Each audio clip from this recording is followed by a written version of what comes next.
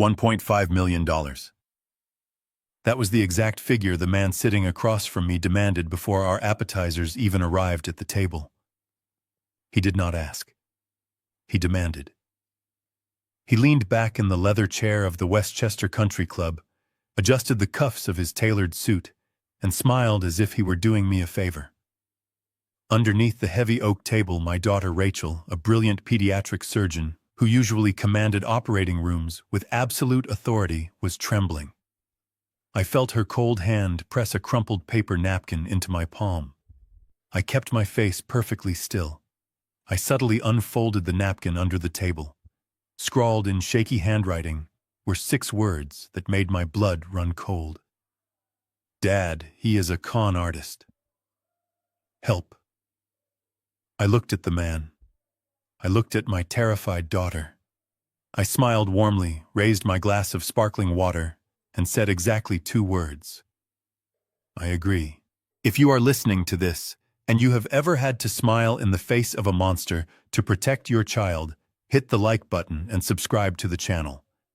Tell me in the comments where you are listening from today, because the story I am about to tell you is going to test everything you believe about deception and the lengths a father will go to when his blood is threatened.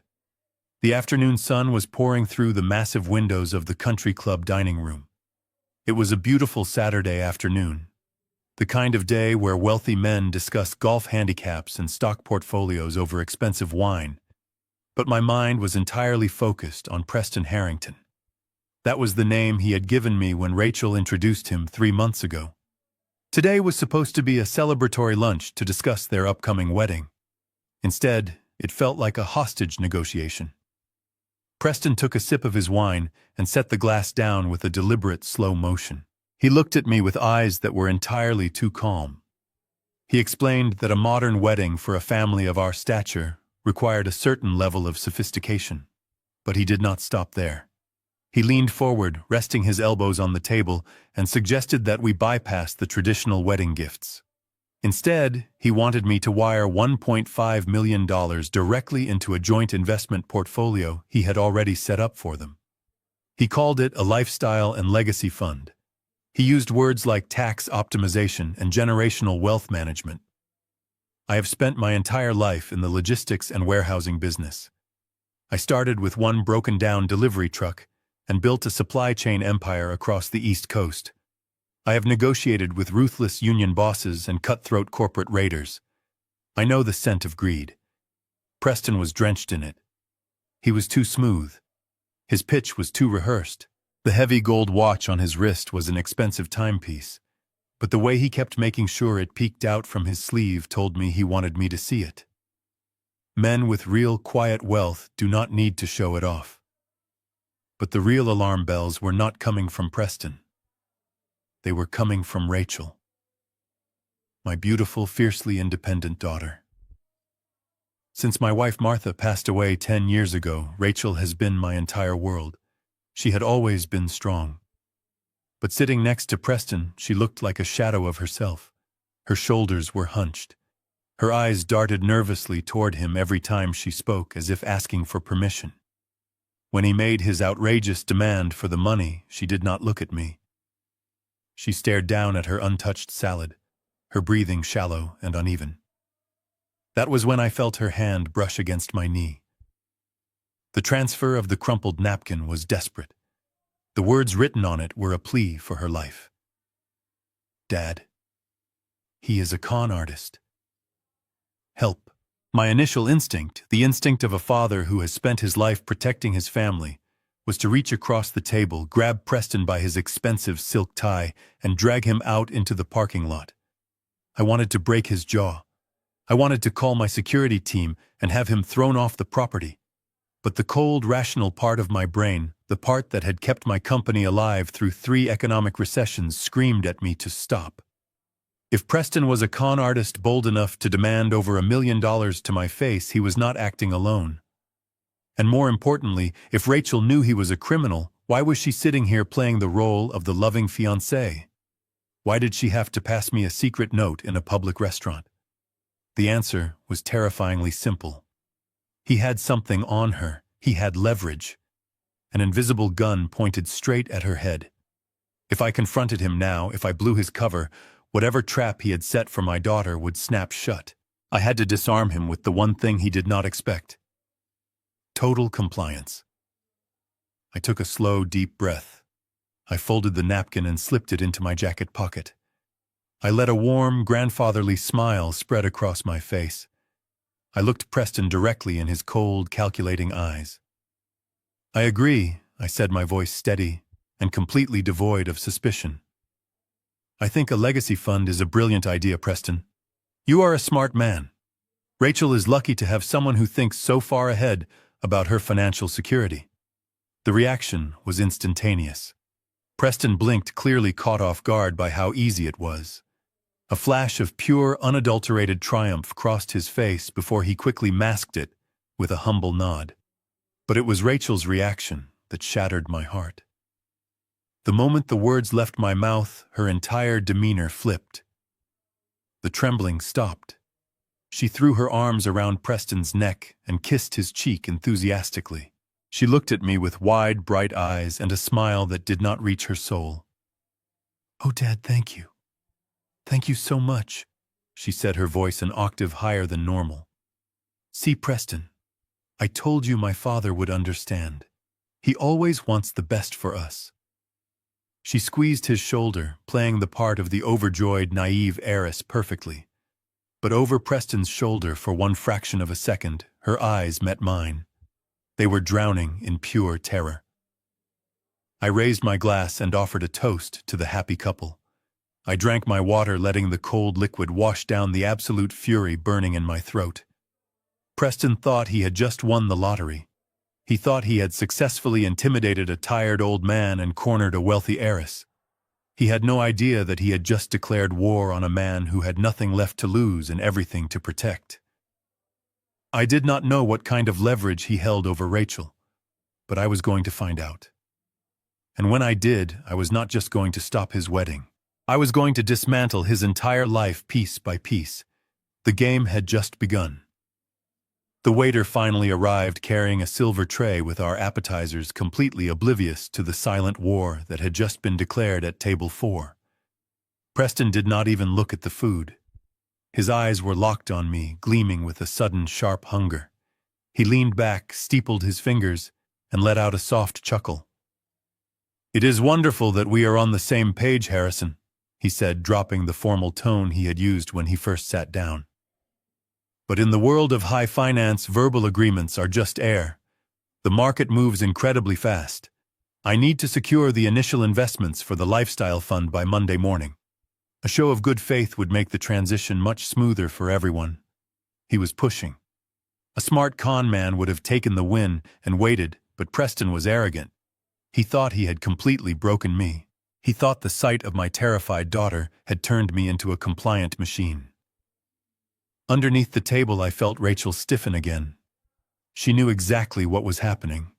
She knew he was tightening the leash around her neck. I did not argue. I did not ask for a few days to move funds. I simply reached into the breast pocket of my suit jacket and pulled out my leather checkbook. I laid it flat on the pristine white tablecloth. I uncapped my fountain pen. The gold nib caught the afternoon sunlight as I smoothed the crisp paper. "How much of a good faith deposit do you need to secure the accounts, Preston?" I asked, my voice completely calm and entirely accommodating. He did not hesitate for even a second. $100,000 should be enough to open the primary holding accounts and bypass the standard waiting periods, he said smoothly. I nodded slowly, as if this was a perfectly reasonable request to make over a crab cake appetizer. I began to write. I wrote the date. I wrote out his name, Preston Harrington, with deliberate, elegant strokes. And then I wrote the numbers. 100000. I signed my name at the bottom. The sound of the pen scratching against the paper was the only noise at the table. When I finished, I tore the check from the ledger. I held it out to him. For a fraction of a second, his carefully constructed mask of a sophisticated hedge fund manager completely vanished. His hand darted out and snatched the paper from my fingers, with the absolute speed of a starving animal. His eyes widened as they locked onto the dark ink. His pupils dilated. His breathing hitched slightly in his throat. In that fleeting moment, I did not see a financial genius. I saw a cheap, desperate street hustler who had just scored the biggest hit of his miserable life. The raw, ugly greed radiating from him was palpable. He quickly cleared his throat and slipped the check into his designer jacket, forcing his features back into that smug, relaxed expression. "This is an excellent first step, Harrison," he said, his voice dripping with intense condescension. "You know, I have been looking at the Caldwell Logistics portfolio. It is impressive what you built. Starting from a single rusted delivery truck in the 1970s to a massive East Coast empire. The warehouses, the freight lines, the maritime contracts. You have done well for a guy who built everything with his bare hands. But let us be completely honest here.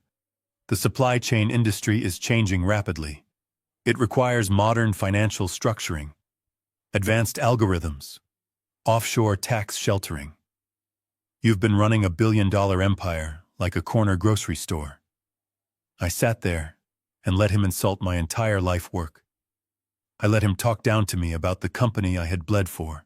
I built Caldwell Logistics by driving through blizzards, sleeping in freezing loading docks, and outsmarting corporate sharks who had shiny degrees from Ivy League schools.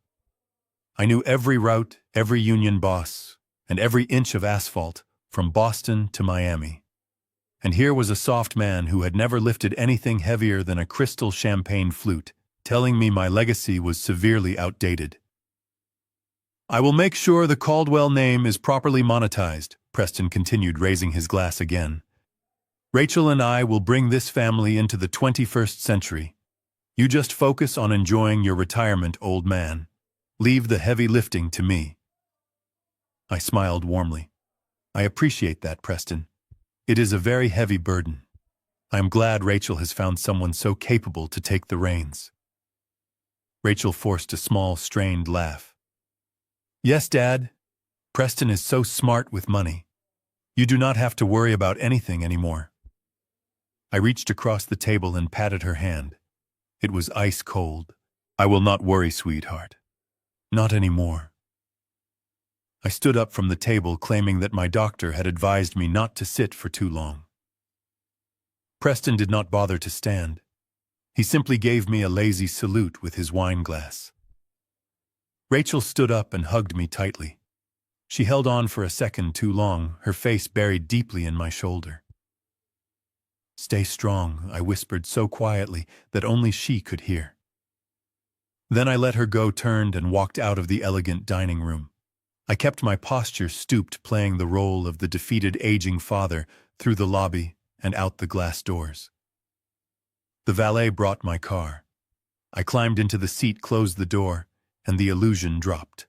I gripped the steering wheel tight. I merged onto the highway. I pressed the dashboard button to dial my lawyer. "Michael," I said. The voice answered sharply. "Harrison, how was lunch?" "He took the bait," I replied. "I just handed him the check. Monitor that tracking number. He has no idea what kind of dangerous war he has just started today." I drove in silence for a long time. The hum of the engine was the only sound in the quiet cabin of my car. I did not go straight home. Instead, I drove out to the old industrial district near the southern harbor. I parked my car facing the water, watching the massive cargo ships slowly navigate the deep channel. These waters were where I built my entire life. I knew every current, every pier, and every rusted shipping container on those docks. I understood exactly how heavy things moved across the world, and I understood when things were being deliberately hidden. I sat there watching the gray waves crash against the concrete barrier, waiting for my phone to ring. I knew Michael would not take very long. Michael Rosenthal was not just an ordinary lawyer. He was a brilliant financial architect. He managed the wealth I had accumulated over 40 grueling years, and he retained a team of forensic accountants who could track a single dollar bill across the entire globe. 2 long hours passed. The sun began to dip much lower, casting long, dark shadows all across the cold harbor. Finally, the secure phone vibrated against the leather center console. I answered it immediately without hesitation. "We have a massive problem, Harrison," Michael said. His voice was unusually tight and strained. There was no polite greeting. Michael was a man who never panicked under pressure, but right now he sounded genuinely rattled by what he had found. "Tell me exactly what happened to the check," I replied, keeping my voice low and perfectly steady in the empty car. "I tracked the specialized routing number you embedded." Michael explained, his words coming out fast. "The moment he deposited that check, the funds hit a primary holding account, just like we expected, but they did not stay there for even a single minute. The entire $100,000 was instantly fragmented. An automated digital algorithm split the money into hundreds of untraceable microtransactions. Within 30 seconds, those fragmented funds were converted into 3 different anonymous cryptocurrencies." I gripped the leather steering wheel tighter. "Go on," I said calmly. "From there, it gets much worse," Michael continued, the sound of a keyboard clacking loudly echoing in the background. "The crypto was pushed through a series of automated digital tumbling services to completely wash the transaction history. Then it was rapidly converted back into standard fiat currency and routed directly through 4 different anonymous shell banks located securely in the Cayman Islands. The entire complicated process, from the exact moment the bank teller scanned your paper check to the moment the money vanished completely offshore, took exactly 1 hour and 47 minutes. Harrison. This is absolutely not a wedding fund. This is institutional-grade money laundering at the highest possible level." I closed my eyes tightly. The cold, hard reality of the terrifying situation washed over me completely. I had expected Preston to be greedy. I had expected him to funnel the money into a private personal account to buy expensive sports cars or pay off hidden gambling debts. I certainly did not expect him to have direct access to a sophisticated dark web financial infrastructure that could easily outsmart federal banking regulators. Before I could even respond to Michael, my personal cell phone chimed brightly with an incoming text message. I pulled the device away from my ear and looked closely at the glowing screen. It was from Preston. "Hold on a second, Michael," I quietly said. I opened the unread message. It was a high-resolution photographic screenshot. It looked exactly like a secure dashboard from an exclusive private wealth management portal. It featured a sleek, modern interface, official-looking corporate watermarks, and a detailed, colorful chart showing a highly diversified investment portfolio. At the top, printed in elegant professional typography, it proudly read, "Harrington and Caldwell Legacy Trust." Below that bold heading, it showed an initial verified deposit of exactly $100,000 supposedly already allocated into safe blue-chip stocks and secure municipal bonds. Beneath the polished image, Preston had typed a short, arrogant message. "Just wanted to give you complete peace of mind, Harrison. The initial requested funds have been safely secured and strategically allocated for maximum long-term tax efficiency. Rachel and I are so incredibly grateful for your generous guidance. Have a truly wonderful evening." I just stared blindly at the digital screen. The sheer brazen audacity of the massive lie was absolutely breathtaking. If I had not deliberately planted that hidden tracking number on the check, I would have easily looked at this fabricated screenshot and genuinely believed my money was sitting completely safely in a legitimate corporate brokerage account. The fake financial portal was absolutely flawless. It was perfectly designed to completely pacify any wealthy, unsuspecting target. It was the ultimate plausible lie. I put the phone back to my ear. "He just sent me a screenshot of a fake investment portfolio," I told Michael. "It looks incredibly real." Michael let out a very heavy sigh. "That confirms everything, Harrison. You are absolutely not dealing with a lone gold digger trying to marry into family money. Building a fake financial portal, utilizing automated crypto tumblers, and maintaining offshore shell accounts requires a massive organized team. He has professional developers, shady accountants, and ruthless fixers. Preston is merely a frontman. He is the charming face of a highly organized professional criminal syndicate. They specifically target high-net-worth families, isolate the vulnerable members, and bleed them entirely dry. "And they have my daughter," I whispered, the raw anger finally cracking through my composed facade. "I cannot call the police, Michael," I stated firmly. "If I bring in federal agents, Preston will panic and instantly execute whatever terrifying leverage he holds over Rachel. I need someone who knows exactly how these dangerous syndicates operate from the inside out. Someone who can operate completely in the shadows. I am calling Victor Thorne." Victor Thorne was a man who lived comfortably in the shadows. Before he became the most expensive private investigator in Boston, he spent 20 years hunting ghosts for the federal government. I did not meet him at his office. I parked 3 blocks away to ensure I was not being followed. We met at a rundown diner on the outskirts of the city, a place where nobody paid attention to an old man drinking bitter black coffee and a man in a faded gray trench coat. Victor slid into the booth across from me and placed a thick, unmarked manila folder on the sticky Formica table. He did not ask how my day was going. He just tapped the folder with his index finger. "You asked me to look into a man named Preston Harrington." Victor said, his voice a low rumble. I ran his social security number, pulled his tax records, his university transcripts, and his corporate registrations. I even checked his dental records. Victor paused and took a slow sip of the terrible diner coffee. "Preston Harrington does not exist. Harrison, the man sitting at the country club with your daughter, is a completely fabricated phantom. The social security number belongs to an infant who died in 1982. The degree from Princeton is a digital forgery inserted into their database by a skilled hacker.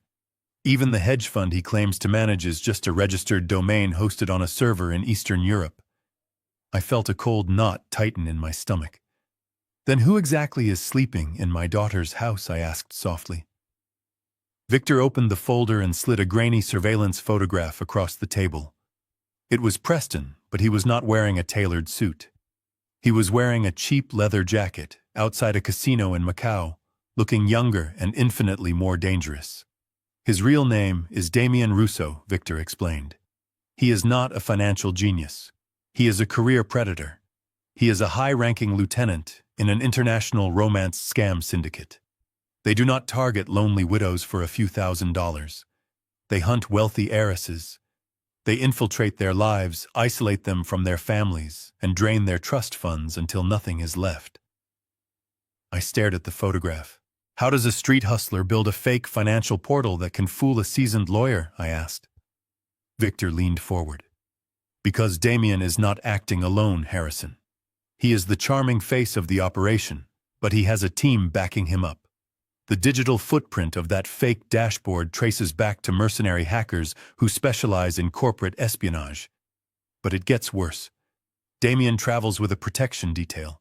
I tracked his movements over the last 3 months. 2 men follow him everywhere. They do not look like bodyguards. They look like enforcers. Men who break legs and make people disappear. This syndicate is ruthless. When they lock onto a target, they do not let go until the accounts are empty. If the target tries to go to the authorities, they use blackmail, physical intimidation, or worse." The diner suddenly felt suffocating. My immediate impulse was to call the police chief and have Damien arrested for fraud. I wanted to send my security personnel to Rachel's house and drag her out immediately. But I remembered the terrified look in Rachel's eyes. I remembered the crumpled napkin. She knew he was a con artist, yet she was actively protecting him from my suspicion. "We cannot involve law enforcement," I said firmly. Victor raised an eyebrow. "Harrison, this man is a dangerous criminal. If we take this to the feds, they can raid his location before midnight." "And what happens to Rachel the moment the police kick the door down?" I countered. "Damien has something on her, Victor. She is a brilliant surgeon, completely independent. But she sat there today acting like a terrified hostage. She passed me a note begging for help, then praised his financial skills. He has an invisible gun pointed directly at her head. If we spook him, if he suspects we know his real identity, he will pull the trigger. He will release whatever leverage he holds over her, or his enforcers will hurt her, before the police can draw their weapons. Victor slowly closed the manila folder, sliding it back across the sticky table. So what is the play here, Harrison? You just gave a master criminal $100,000 of untraceable seed money. You cannot just sit back and let him marry her in peace. I am not sitting back, I said, a cold, calculated anger replacing the initial shock. I am going to destroy him. But I cannot fight a war if I do not know what battlefield I am standing on. I need to know exactly what he is using to control my daughter. I need to see what happens when the doors are closed, the lights go down, and the loving fiancé mask comes off. I looked directly into Victor's eyes, feeling the heavy burden of my decision. I want you to bypass the advanced security and alarm system at Rachel's house. I want hidden cameras and audio recording devices planted secretly in every single room. The living room, the kitchen, the home office. Absolutely everywhere. Victor nodded slowly, fully understanding the extreme gravity of the request. You understand this is a massive violation of her privacy, Harrison. If she finds out you bugged her home, she might never speak to you again. I would rather have a daughter who hates me forever than a daughter who is dead, I replied, without a single ounce of hesitation. Do whatever it takes, Victor. Spare absolutely no expense. Use your very best people. I want eyes inside that house by tomorrow night. Damien Russo thinks he has outsmarted a tired old man. He is about to learn what happens when you threaten the only thing I have left in this world.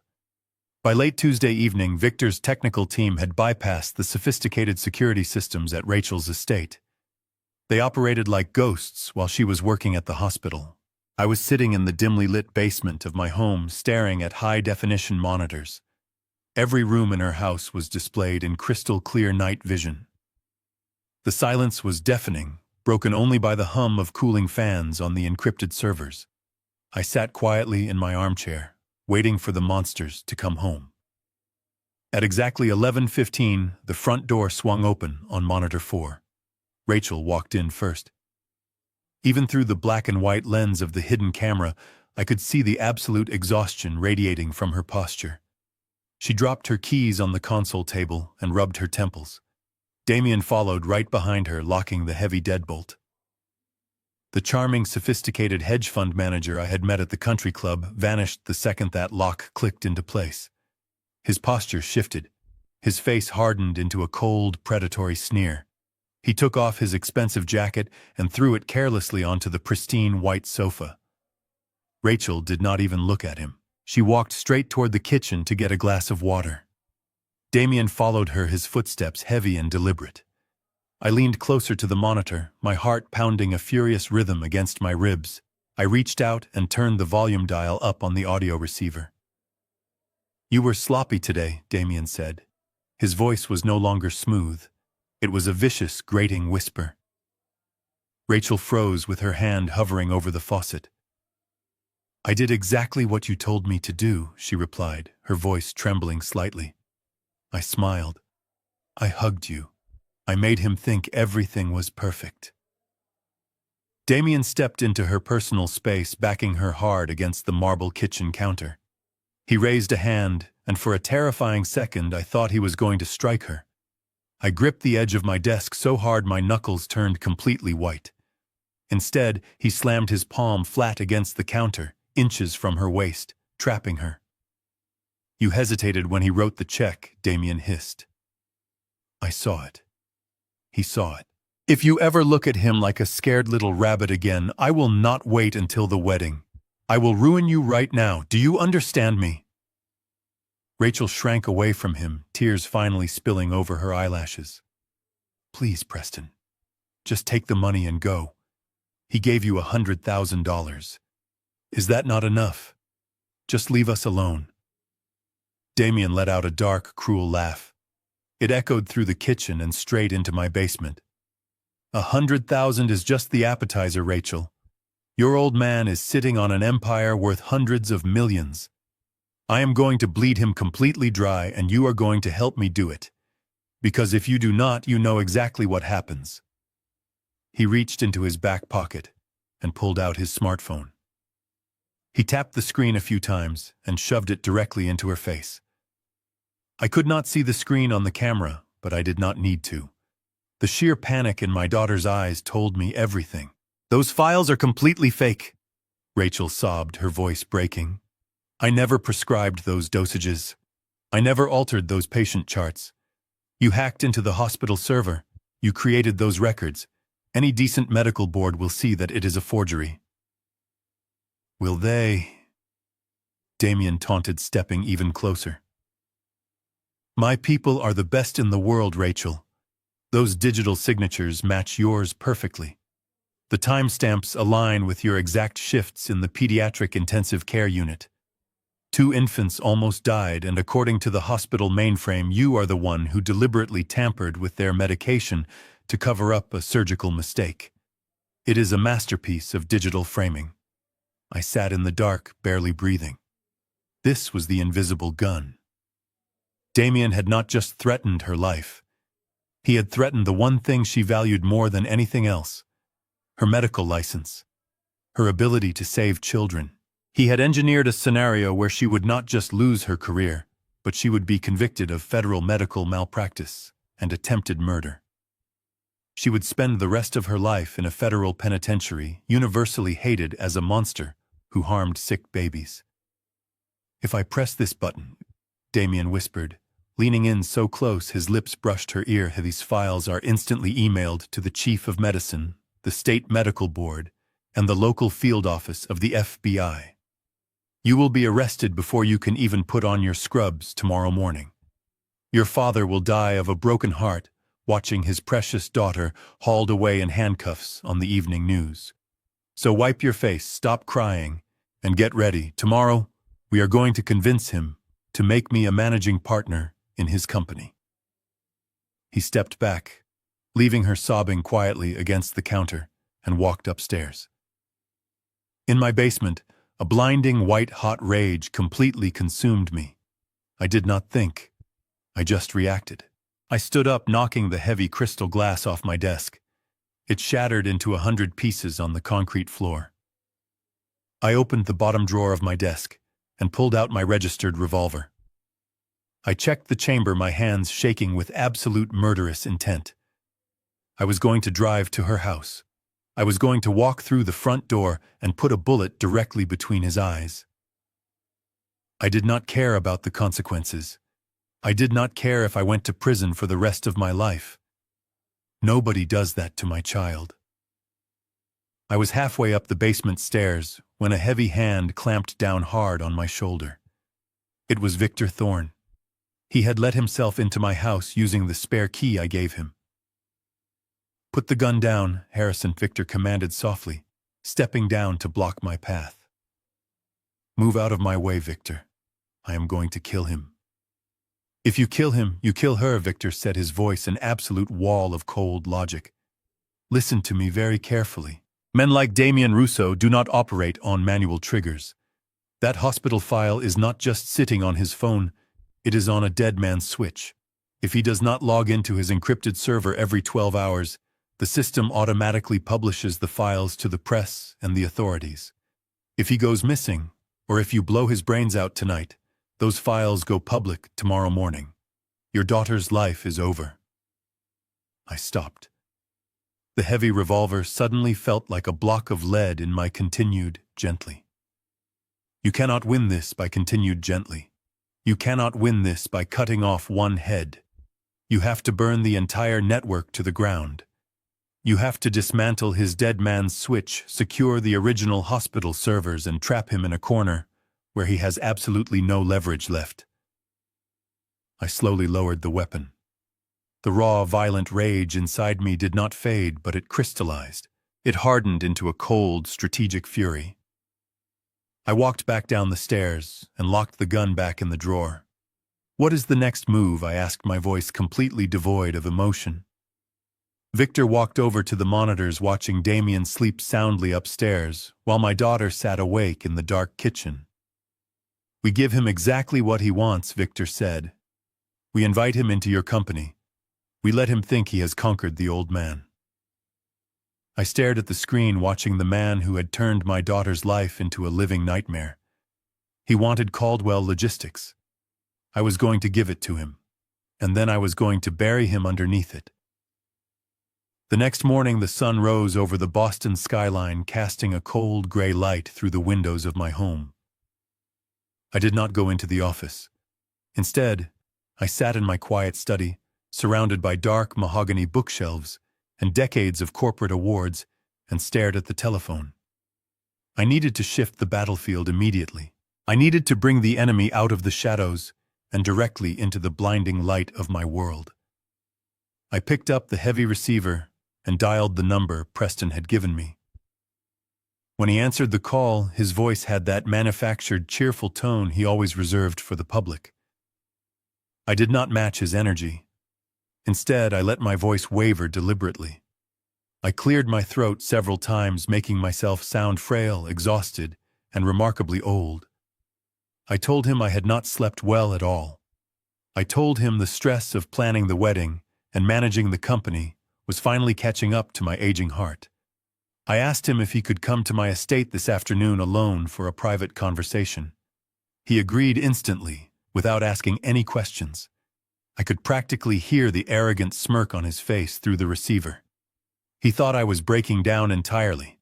He thought the heavy stress of his financial demands was cracking my foundation. At 3:00 sharp, a sleek black town car pulled through the wrought iron gates of my massive property.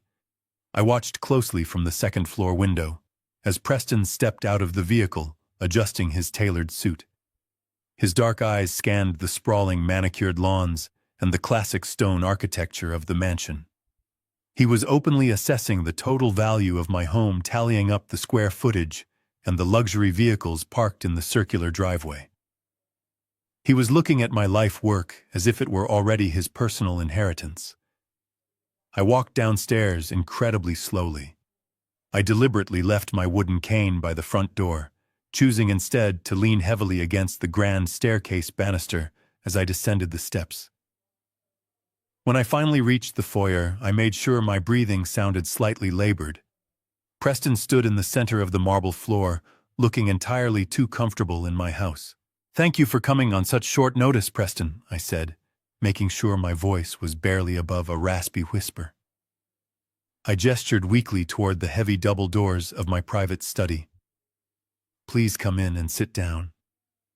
I walked to the bar cart and poured us 2 glasses of aged scotch, making sure my hand trembled just enough to spill a few drops of the expensive amber liquid onto the silver serving tray. I handed him his heavy crystal glass and sank deeply into my favorite leather armchair, letting out a long, heavy sigh that echoed in the quiet room. I looked at him with the tired eyes of a completely defeated man. "You know, Preston, I have spent 40 years building Caldwell Logistics from the ground up. It is a $50 million machine today.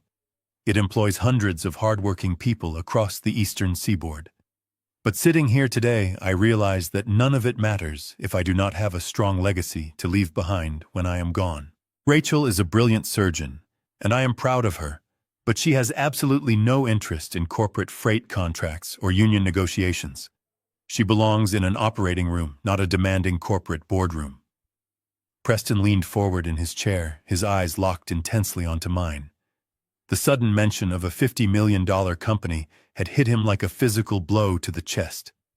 The $1.5 million he had previously demanded for the wedding was suddenly just pocket change compared to this new revelation. He was staring directly at the mother lode of wealth. "It is a very heavy burden for one man to carry alone, Harrison," he said smoothly, playing the role of the sympathetic and caring confidant perfectly. "You should be enjoying your twilight years in peace, not worrying about complex supply chain logistics and endless board meetings." "That is exactly why I asked you to come here today," I replied, letting my shoulders slump even further. I needed him to feel an overwhelming sense of superiority. I needed him to look at me and see nothing but a stepping stone to his ultimate payday. "I am so tired, Preston. My doctors are constantly warning me about my rising blood pressure. I feel my advancing age in every single bone of my body lately. I desperately need someone I can fully trust. I need someone young, aggressive, and highly financially literate to step in and take the heavy reins of the business. I looked at him, letting a desperate, pleading expression cross my wrinkled face. I want you to join the board of directors at Caldwell Logistics right away. I want to make you a managing partner in the firm. The silence in the grand study was absolute and heavy. Preston simply stared at me, his criminal mind racing at top speed. I could literally see the greedy calculations happening right behind his dark, calculating eyes. He was carefully weighing the risk of abandoning his immediate extortion plot against the massive long-term reward of infiltrating a legitimate corporate empire. His massive ego was his absolute greatest weakness. He truly believed he was the smartest person in any room he walked into. He believed his fabricated identity was entirely flawless, and that his practiced charm had completely hypnotized me into submission. Why settle for a quick $1 million when the foolish old man is practically handing over the keys to the entire corporate kingdom without a fight? "That is a very generous and unexpected offer, Harrison," he finally said, working incredibly hard to keep the intense, raw excitement out of his smooth voice. "But what about the lifestyle fund we discussed for Rachel?" I waved my trembling hand in the air dismissively. "We will handle the wedding fund in due time, of course.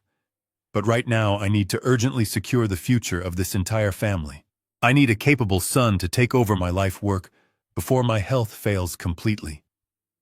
I need you to come into the executive office on Monday morning and begin the corporate transition.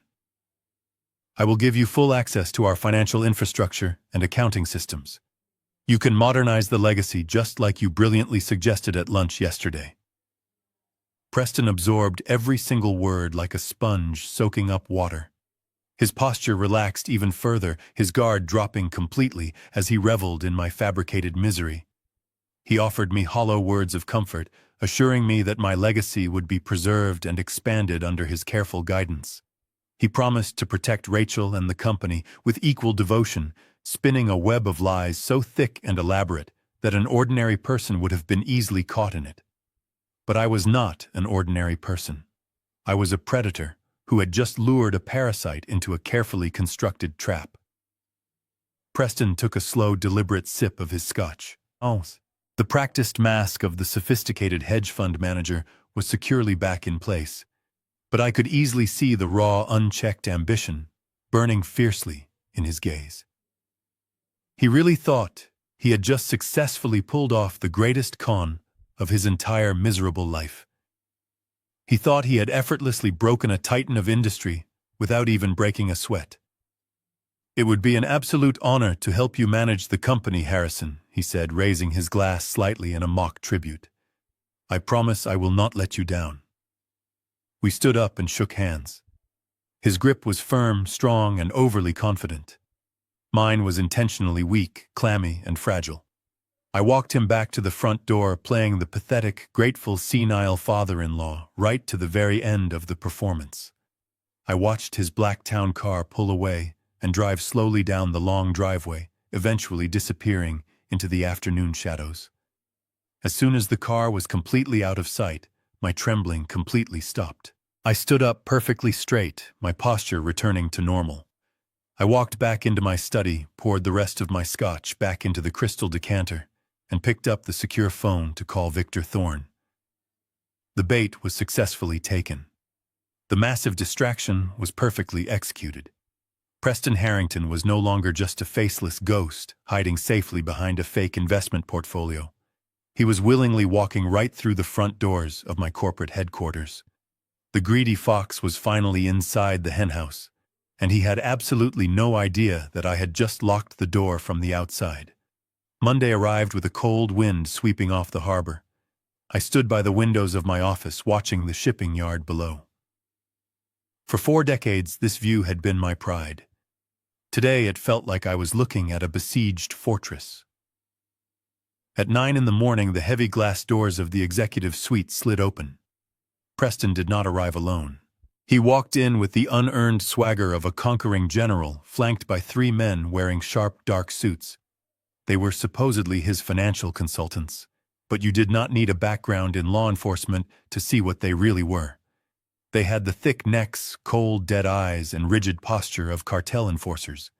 They did not carry briefcases. They carried encrypted laptops in reinforced titanium cases. I shuffled out of my office to greet them, leaning heavily on my wooden cane. I forced my hands to shake as I reached out to shake Preston's hand. "Morning, Harrison," Preston announced loudly, making sure every employee in the open plan bullpen heard him. "I brought my top transition team to help modernize the firm. We are going to streamline your entire operation by the end of the week." I offered him a weak smile. "Thank you, Preston. I am so glad you are here. My head is already spinning from all the paperwork. Please make yourselves completely at home." I gave them unrestricted access to the primary conference room, a space normally reserved for my most trusted board members. Within an hour, they had completely taken over. They pushed my senior analysts out of their chairs, plugged their black devices directly into our mainframe ports, and began aggressively bypassing our standard security protocols. I sat in my office with the door deliberately left wide open, watching the systemic invasion of my life's work. It took every ounce of self-control I possessed not to march out there and break my cane over Preston's smug face. The disrespect was palpable and immediate. These criminals treated my loyal employees like absolute garbage. I watched one of Preston's men, a massive thug with a scarred jaw, snap his fingers at a junior clerk, demanding black coffee while downloading 10 years of highly confidential maritime freight contracts. Preston himself strolled through the aisles of cubicles, loudly criticizing our legacy accounting software and making condescending remarks about our profit margins. He walked into my office just before noon, casually dropping a thick stack of printed authorizations on my mahogany desk. He did not even ask for permission to enter. He just threw himself onto my leather sofa, resting his expensive Italian shoe on my antique glass coffee table. "Just a few routine access waivers, Harrison," he said smoothly, examining his fingernails. "My team needs direct administrative clearance to bypass the domestic banking delays. We are setting up the new offshore routing infrastructure today. I need your signature on all 3 copies." I looked at the documents. They were sweeping authorizations that would grant his digital team the ability to unilaterally execute massive international wire transfers without any secondary executive approval. It was the financial equivalent of handing a loaded machine gun to a bank robber. I picked up my pen. My hand hovered over the paper, trembling perfectly on cue. "Are you absolutely sure this is safe, Preston?" I asked, letting my voice crack with manufactured anxiety. I have never used offshore routing before. Preston let out a patronizing sigh and rolled his eyes. "Harrison, we discussed this yesterday. The modern financial world moves at the speed of light. If you want to protect Rachel's inheritance from corporate taxation, you have to let me do my job. Do you trust me or not?" I looked at him, summoning the image of my terrified daughter pressed against her kitchen counter. "I trust you completely, my boy," I whispered. I signed the papers. I handed the keys to my kingdom directly to a monster. By 3 in the afternoon, the syndicate was moving incredibly fast. They thought they had bypassed all of our internal monitoring. They did not know that Victor Thorne had spent the entire weekend installing a shadow network directly beneath our main server architecture. Every keystroke they made, every fake shell company they registered, and every single digital dollar they prepared to steal was being silently mirrored and recorded. But I was not the only one paying close attention to the strange digital anomalies echoing through the company mainframe. Down on the 4th floor in the heart of the corporate accounting department sat Sarah. Sarah had been with Caldwell Logistics for 28 years. She was a fiercely loyal, incredibly sharp woman who knew the financial lifeblood of this company better than anyone else alive. She had started as a payroll clerk and fought her way up to senior auditor. Nobody moved a single dime in this building without Sarah verifying the ledger. While the rest of the staff was intimidated by Preston's aggressive consultants, Sarah was simply annoyed. She was sitting at her desk, reviewing the daily reconciliation reports, when she noticed the glaring discrepancies. 3 new payment gateways had been authorized and embedded into our primary vendor accounts. Even worse, she saw an automated script actively draining incremental amounts from our maritime escrow, funneling cash into an unregistered, encrypted digital wallet. Sarah did not panic. She ran a trace protocol. She printed out the raw transaction logs, her eyes narrowing as she studied the obvious signs of structural embezzlement. She knew exactly what this was. Someone was actively building a massive pipeline to bleed the company dry. She gathered the papers, placed them in a secure red folder, and slowly stood up. She bypassed her immediate supervisor. She did not trust the strange new men lurking in the executive suite. She trusted only one single man. She marched toward the elevator, determined to bring this evidence directly to my office, unaware she was walking straight into a dangerous war. Sarah stepped from her cubicle, clutching the red folder against her chest. She pressed the elevator button, watching the numbers descend. When the metal doors slid open, she stepped inside, prepared to march into my office and expose the financial anomalies. She pressed the button for the top floor. The doors began to close, but a large hand blocked the sensor. It was the massive thug with the scarred jaw, one of Preston's financial consultants. He did not say a word. He stepped inside, towering over Sarah, and pressed his security key against the panel. He hit the button for the underground parking garage. Sarah felt an icy chill down her spine. "Excuse me," she said, trying to keep her voice steady.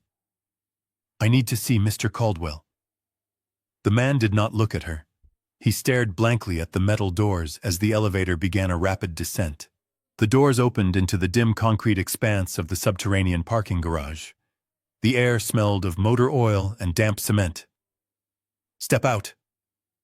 The man grunted, blocking her from pressing any buttons. Sarah hesitated, her heart hammering, but had no choice. She walked into the echoing garage. The thug remained in the elevator, letting the doors slide shut, plunging her into gloom. She scanned the rows of parked cars. Footsteps echoed from a dark corner near the structural pillars. Preston emerged from the shadows, tossing a set of keys. His predatory smile fit perfectly with the terrifying atmosphere.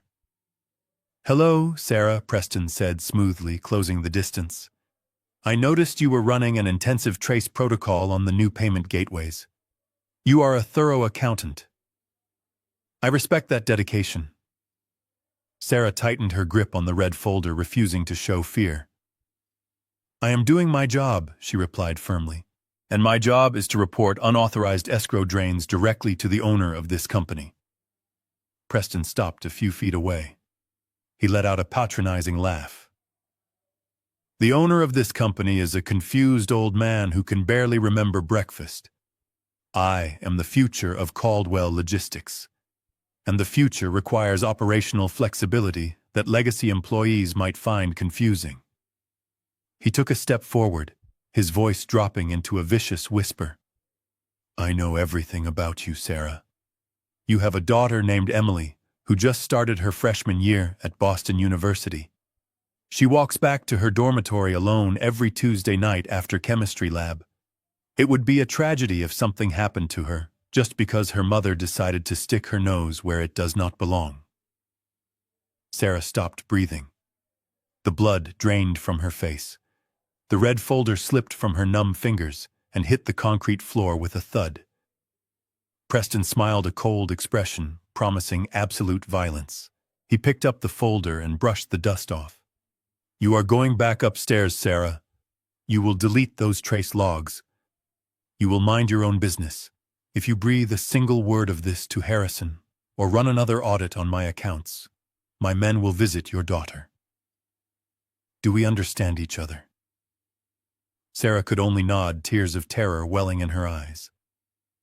"Good," Preston whispered. "Now get back to work." Upstairs, I sat frozen behind my mahogany desk, watching the horrifying confrontation unfold live on the concealed security monitors Victor Thorne had integrated into my network. My hands were balled into tight fists, fingernails biting into my palms.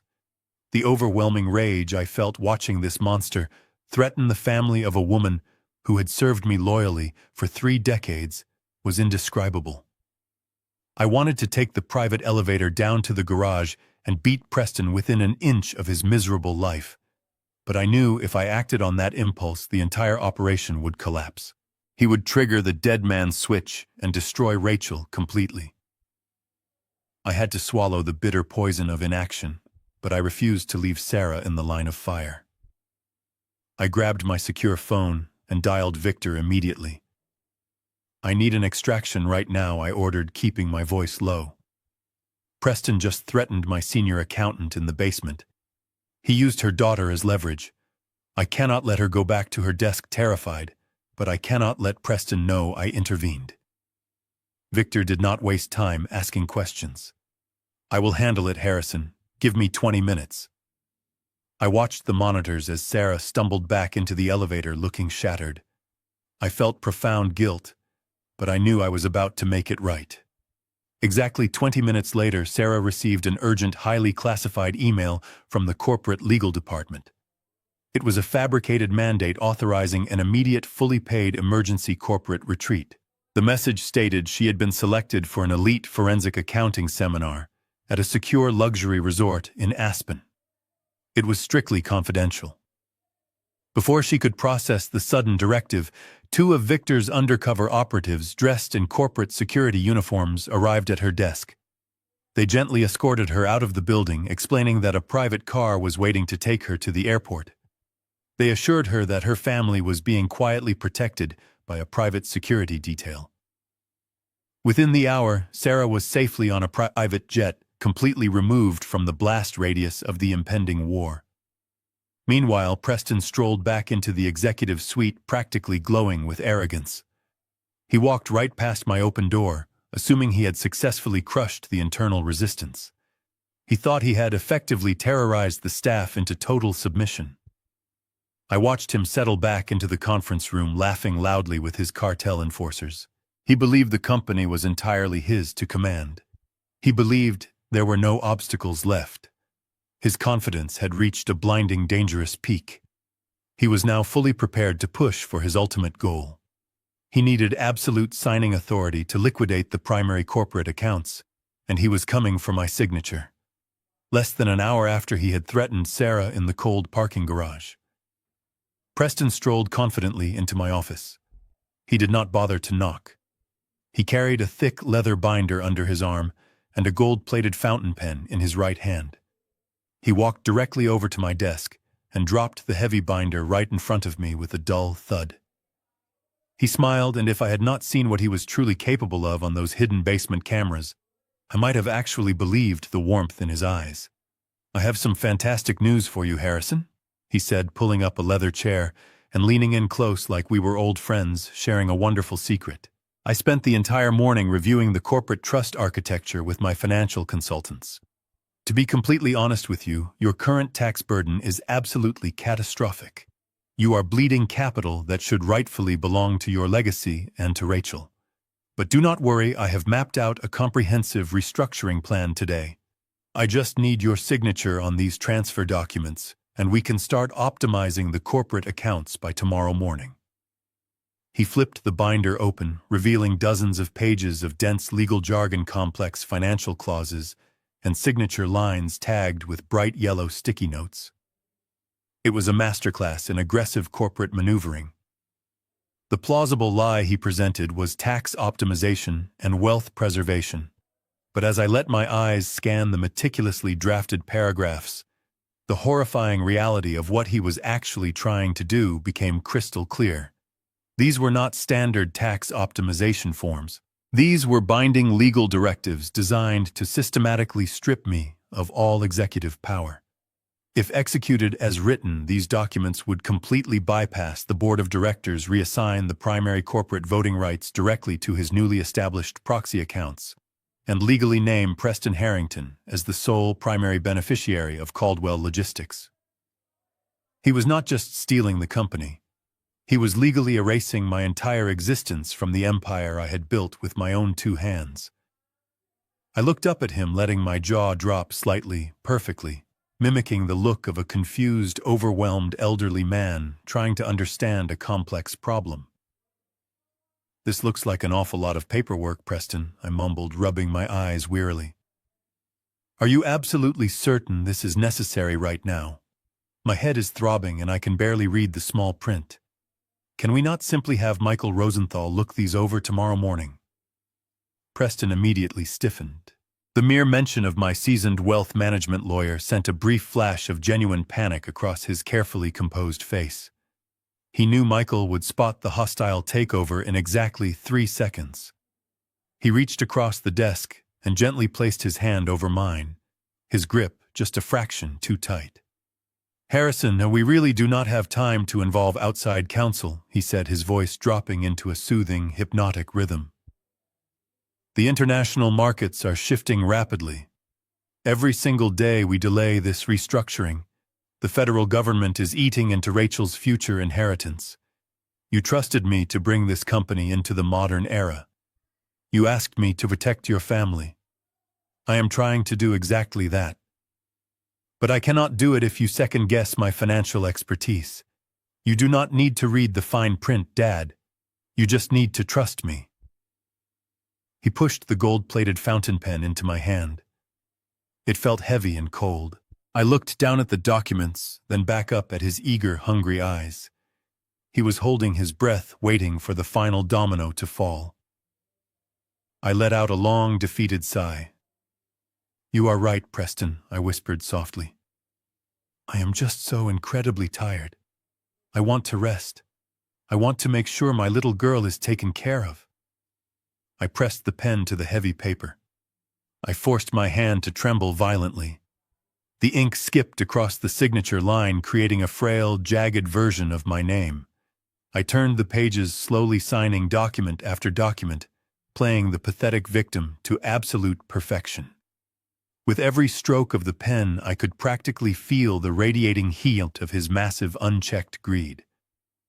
When I finally signed the last page, Preston snatched the heavy binder off the desk so fast he nearly knocked over my coffee cup. The look of pure, unadulterated triumph on his face was absolutely sickening. He had done it.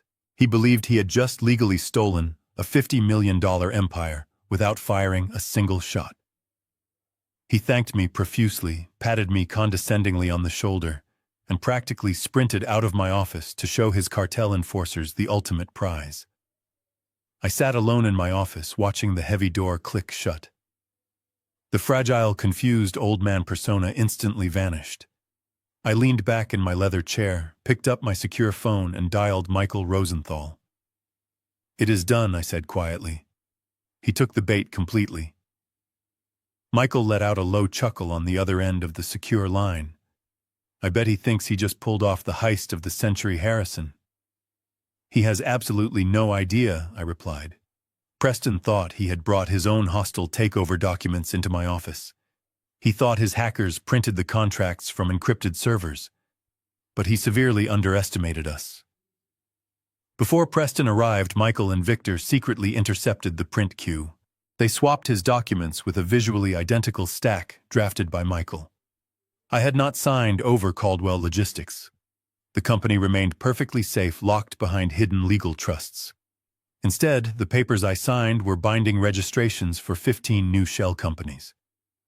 Michael specifically structured these to legally designate Preston as the sole owner. He just claimed ownership of a monitored financial trap. Within minutes, Preston began routing illicit cartel money into accounts he now legally owned, digging his grave. For the next 48 hours, the executive suite of Caldwell Logistics functioned as the command center for one of the most aggressive money laundering operations on the eastern seaboard. Preston Harrington and his team of cartel enforcers worked completely unchecked.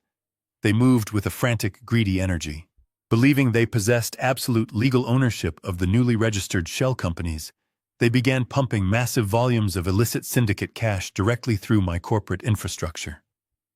Millions of dollars of dirty money from offshore extortion rackets flowed into the corporate accounts and was rapidly washed clean through the phantom LLCs. Preston walked the hallways with a smug, untouchable aura. He genuinely believed he had executed a flawless corporate coup. He thought the paper trail was buried under layers of impenetrable corporate secrecy. He was completely wrong. While Preston was busy celebrating his perceived genius, I quietly slipped out of the building. I told my receptionist I needed to visit my cardiologist for a routine stress test. I took a cab to the marina, making sure I was not being followed. I walked down the long wooden dock to a privately chartered luxury yacht, bobbing gently in the cold water. The boat did not belong to me. It was a secure, off-the-grid location, arranged specifically by Victor Thorne. I stepped inside the heavily tinted cabin. The interior had been completely stripped of its luxury furnishings and transformed into a high-tech surveillance bunker. Victor was waiting for me, standing next to a young man with dark circles under his eyes and a laptop resting on his knees. Harrison, Victor said quietly as he locked the cabin door behind me. I want you to meet David. He is the best forensic cybersecurity architect on this side of the country. He used to build digital hunting algorithms for the National Security Agency. David did not offer to shake my hand. He simply turned his laptop screen toward me and tapped the glass with the end of his pen.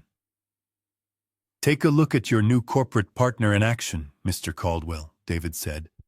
His voice was flat and detached. The screen was a chaotic cascade of scrolling green numbers and flashing transaction alerts. It was completely incomprehensible to my old eyes. I do not understand what I am looking at, I admitted, pulling up a chair and staring at the rapid flow of data. David smiled faintly. You are looking at a Trojan horse, sir. When Michael Rosenthal drafted the registration documents for those 15 shell companies, he did not just legally isolate the accounts. I hardwired a mirroring protocol deep into the foundational code of those specific banking portals. Preston thinks he is operating on an encrypted localized network. He believes his proprietary software is hiding the origin of the cartel money. But because he used the specific LLC structures we handed him, every single digital action his team takes is automatically duplicated. David typed a rapid sequence of commands, and the screen shifted to a clean, highly organized geographical map of the world. Bright red lines began shooting across the digital globe, connecting Boston to the Cayman Islands, then to Eastern Europe, and back to the Caribbean. We are not just recording his local keystrokes, Harrison Victor explained, stepping up behind my chair. Every single illegal wire transfer, every hidden IP address belonging to his hacker network, and the routing numbers for the syndicate master offshore bank accounts are being actively harvested. And we are not keeping this data to ourselves. This entire stream is currently being live broadcast directly to a secure server at the Financial Crimes Division of the FBI. I stared at the screen, the immense scale of the trap finally sinking in. Preston was not just digging his own grave. He was systematically mapping out the entire global financial nervous system of his criminal syndicate and handing it directly to federal agents on a silver platter. The FBI does not need to build a circumstantial case, Victor continued, his voice laced with cold satisfaction. Preston is voluntarily providing them with real-time, irrefutable forensic evidence of international money laundering and wire fraud. The feds are letting the trap run to gather as many syndicate targets as possible before they drop the hammer. When they finally move, it will be the largest coordinated raid in a decade. Preston is looking at a minimum of 40 years in a federal penitentiary without the possibility of parole. A profound and deep sense of vindication washed over me. The monster who had terrorized my daughter and insulted my life work was currently signing his own death warrant. The legal cage being built around him was absolute and inescapable. I thanked David for his brilliant work and shook Victor's hand. I left the yacht feeling lighter than I had in weeks. The war was already won, and the enemy did not even know the battle had started. But as I took a taxi back toward my quiet suburban estate, the cold reality of the situation abruptly grounded me. Preston was doomed, but he was still a highly dangerous animal holding a loaded weapon pointed at my daughter's head. And worst of all, Rachel had absolutely no idea about the intricate trap I had constructed. To her, the nightmare was only getting darker. She thought I was a fragile old man who had just surrendered our family legacy to a criminal. She thought she was completely alone, trapped in an impossible situation with no way out. As my taxi pulled into my driveway, my secure phone vibrated in my pocket. It was Victor calling back from the yacht. His voice was no longer calm. It was tight with genuine alarm. "Harrison," Victor said urgently, "you need to look at the hidden camera feeds from Rachel's apartment right now. Something is very, very wrong." I hurried into my house and ran down to the basement, unaware that my daughter's psychological endurance had finally shattered. I threw open the basement door and practically fell down the wooden stairs. My heart was pounding a frantic rhythm against my ribs as I rushed toward the glowing bank of surveillance monitors. I grabbed the edge of the heavy desk, my eyes desperately scanning the different camera feeds from Rachel's home. Preston was not there. He was still at the corporate office, probably celebrating his newly acquired shell companies with his cartel enforcers. Rachel was completely alone. She was sitting at the massive marble island in her kitchen, bathed in the cold, harsh light of the overhead fixtures. She was not wearing her hospital scrubs. She was wearing a simple white dress, the one she usually saved for special family occasions. My breath caught in my throat. Tears were streaming silently down her pale cheeks. She had a pen in her right hand and a heavy piece of custom stationery in front of her. She was writing furiously, pausing only to wipe the blinding tears from her swollen eyes. Next to the letter was a small, neatly packed overnight bag, and sitting right beside her trembling left hand was a massive translucent orange bottle of prescription medication. It was not a standard bottle. It was a bulk container from the hospital pharmacy. I did not need a medical degree to know exactly what those white pills were or what a massive dose would do to her system. Victor's voice echoed from the speakerphone resting on the desk. "Harrison. She went into the hospital pharmacy 2 hours ago and signed out a lethal dose of barbiturates. She thinks taking her own life is the only way to stop Damien from destroying you. She is trying to sever the leverage." I did not answer him. I dropped the phone. I turned and sprinted up the basement stairs faster than I had moved in 20 years.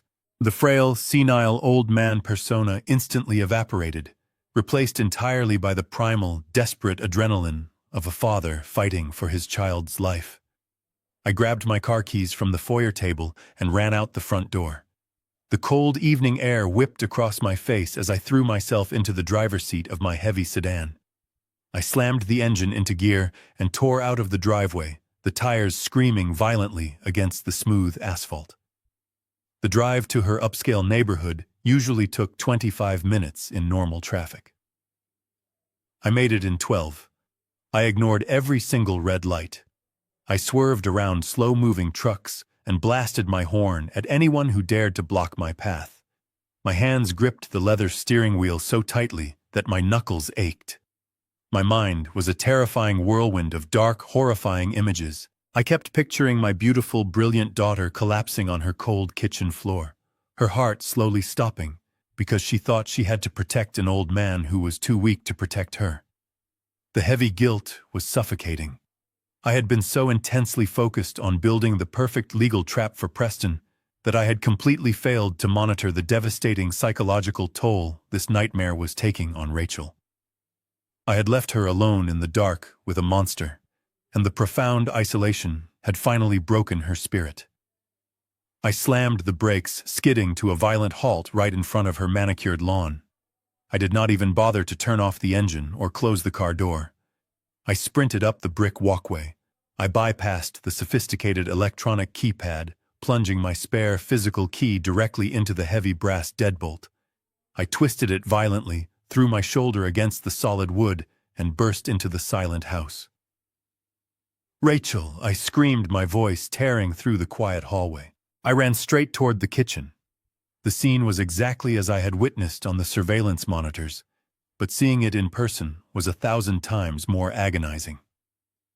She was standing by the sink now. The heavy orange pill bottle was open. She held a glass of water in her trembling left hand and a massive handful of small white pills in her right. Her tear-streaked face snapped toward me, her eyes wide with absolute shock and profound sorrow. "Dad," she sobbed, taking a desperate step backward. "What are you doing here? You should not be here. Go home, please." I crossed the large kitchen in 3 massive strides. I did not speak. I did not reason with her. I simply swung my arm and slapped her right hand with everything I had. The heavy glass of water shattered violently against the marble floor. The white pills exploded into the air, scattering like deadly hail across the pristine tiles, rolling harmlessly under the cabinets and the heavy refrigerator. Rachel let out a devastating, heartbroken wail. She collapsed against my chest, her legs giving out completely. I caught her wrapping my arms tightly around her trembling frame.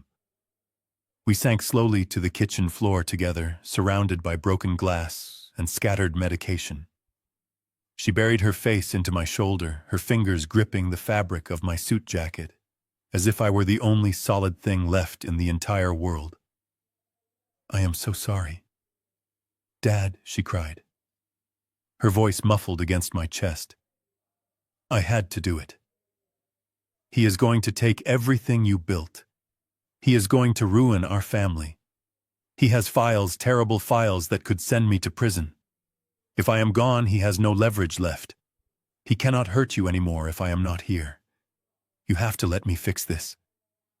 I held her tighter, rocking her gently on the cold floor. I pressed my cheek against her head, letting my tears fall. The time for total deception was officially over. I wiped a tear from her cheek and looked into her eyes. "He did not win anything," I whispered. "He walked into a federal trap. I need your help." I kept my arms around her shoulders as I helped her up from the cold floor. I guided her to a wooden chair at the marble island and sat her down. I pulled up another chair, sitting close. I looked directly into her red eyes. "I know everything, Rachel," I said, keeping my voice calm to anchor her racing mind. "I know his real name is Damien Russo. I know he is a high-ranking operator in an international criminal syndicate. And most importantly, I know about the forged patient records he created by hacking into the hospital server." Rachel gasped loudly. Her hands flew to her mouth, and her eyes widened in absolute shock. But how she stammered, her voice shaking violently. "I never told you. He said if I even hinted at it, the files would instantly go to the medical board." "Because I did not wait for you to tell me," I explained softly. "The moment he demanded $1.5 million at the country club, I knew he was not just a greedy man. I knew he was a professional predator. And when you handed me that napkin, but continued playing the loving fiancé, I realized he was holding a gun to your head. I hired a private intelligence team. We bypassed the security in this house. We heard every threat he made to you in this kitchen. We saw the digital files." She looked at me, a mixture of profound relief and lingering terror washing over her pale face. "Dad, if you know what he has, then you know we cannot stop him. He has a dead man switch on a remote server. If we call the police, my life is completely over." I reached out and held her trembling hands in mine. Hands that saved children, hands that should never have been driven to holding lethal pills. "We are not calling the police, Rachel. The police are already watching him, and he has absolutely no idea." I explained the entire trap to her. I told her how I played the pathetic, senile old man. I detailed how I invited him into Caldwell Logistics and tricked him into signing ownership documents for 15 shell companies. I told her about the digital Trojan horse my security expert hardwired into the banking portals. Right now, as we sit here, Preston thinks he is laundering millions of dollars for a cartel. I said, a grim satisfaction lacing my words. What he does not realize is that every single digital keystroke, every illegal wire transfer, and every hidden offshore routing number is being broadcast live to the federal government.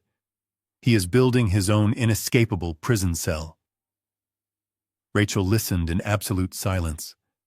The frantic, shallow breathing that had consumed her just moments ago slowly began to deepen and steady. "But what about the medical files?" she asked, her voice dropping to a cautious whisper. When the federal agents raid the engagement party, they will simultaneously seize his physical servers and wipe the dead man switch, I promised her. My team has already located the digital origin point. You will be completely cleared. But for this entire operation to work flawlessly, I need you to do the hardest thing you have ever done in your life. I squeezed her hands. I need you to go back to being the perfect, obedient fiancé. I need you to smile at him. I need you to let him think he still holds all the power. If his massive ego remains fed, he will not check his blind spots. Can you do that for me, Rachel? Can you hold on for just 48 more hours? I watched a remarkable transformation happen right in front of my eyes. The terrified, broken girl, who had been ready to end her own life just 20 minutes ago, slowly vanished. The profound exhaustion in her posture disappeared, replaced by the rigid, unbreakable spine of a woman who had survived grueling medical residencies and 30-hour surgical shifts.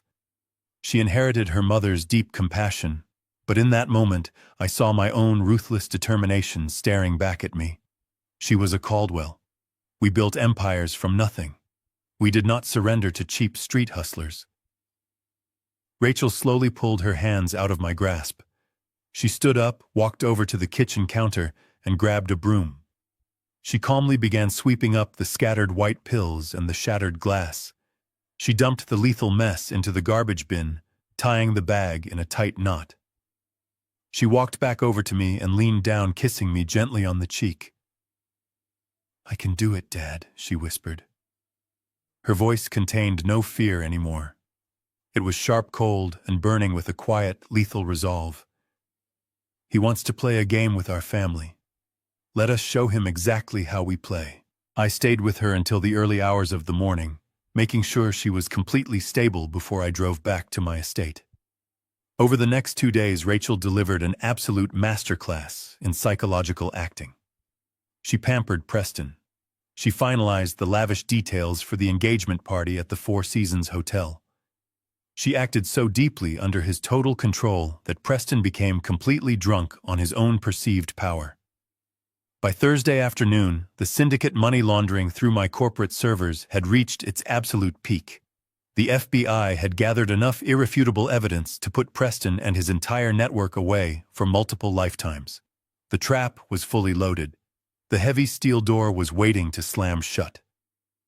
But Preston's bottomless greed required one final victory lap. He walked into my office on Friday morning looking incredibly arrogant in a brand new tailored suit paid for with stolen money. The lavish engagement party was tomorrow night, and he had finally come to collect the original prize. He demanded the final transfer of the $1.4 million wedding and lifestyle fund. He walked into my office and closed the heavy oak door behind him. He did not sit down. He stood in front of my desk, a smug monument to his own perceived brilliance. "We have accomplished a great deal this week, Harrison." He began, his voice dripping with false affection. "The corporate restructuring is moving flawlessly. But as you know, tomorrow night is the engagement party. It is a monumental evening for Rachel and me. It represents the merging of our lives, our families, and our futures. And to properly solidify that union, I need the remaining $1.4 million of the lifestyle fund transferred by tomorrow night."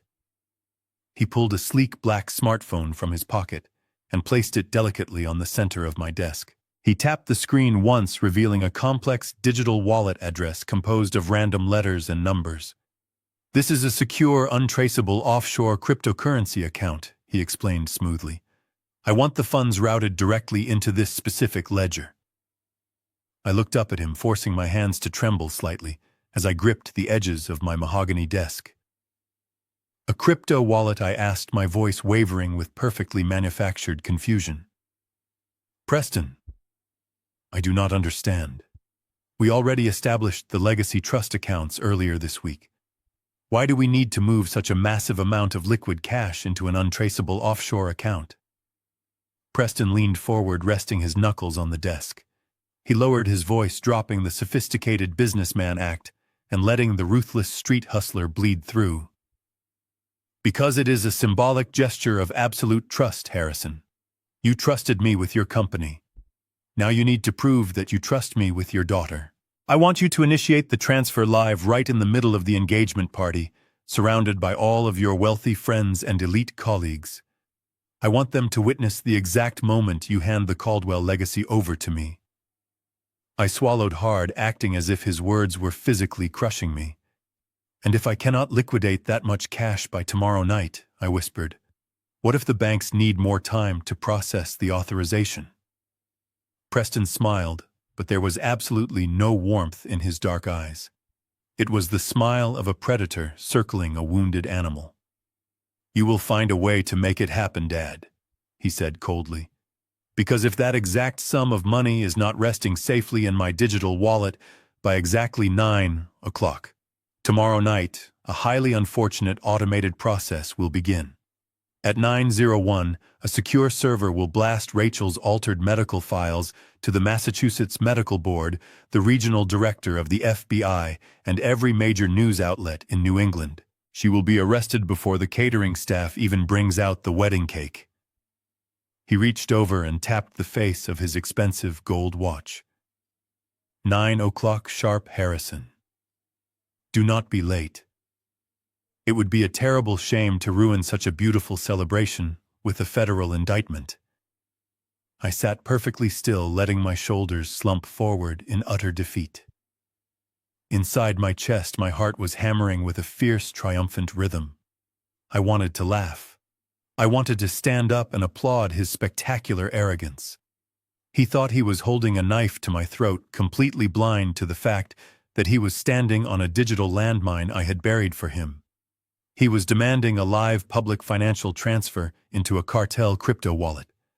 He was practically begging me to provide the FBI with the final irrefutable piece of evidence they needed to secure a life sentence. But I could not let him see even a single fraction of that victory. Please, Preston, I begged, my voice cracking perfectly. Do not do this to her. She loves her career. It is all she has ever wanted since she was a little girl. You have the company now. You have the shell accounts. Is that not enough? Can you not just let her practice medicine in peace? Preston straightened his posture, looking down at me with absolute unfiltered disgust. His massive ego was completely saturated by my pathetic display of weakness.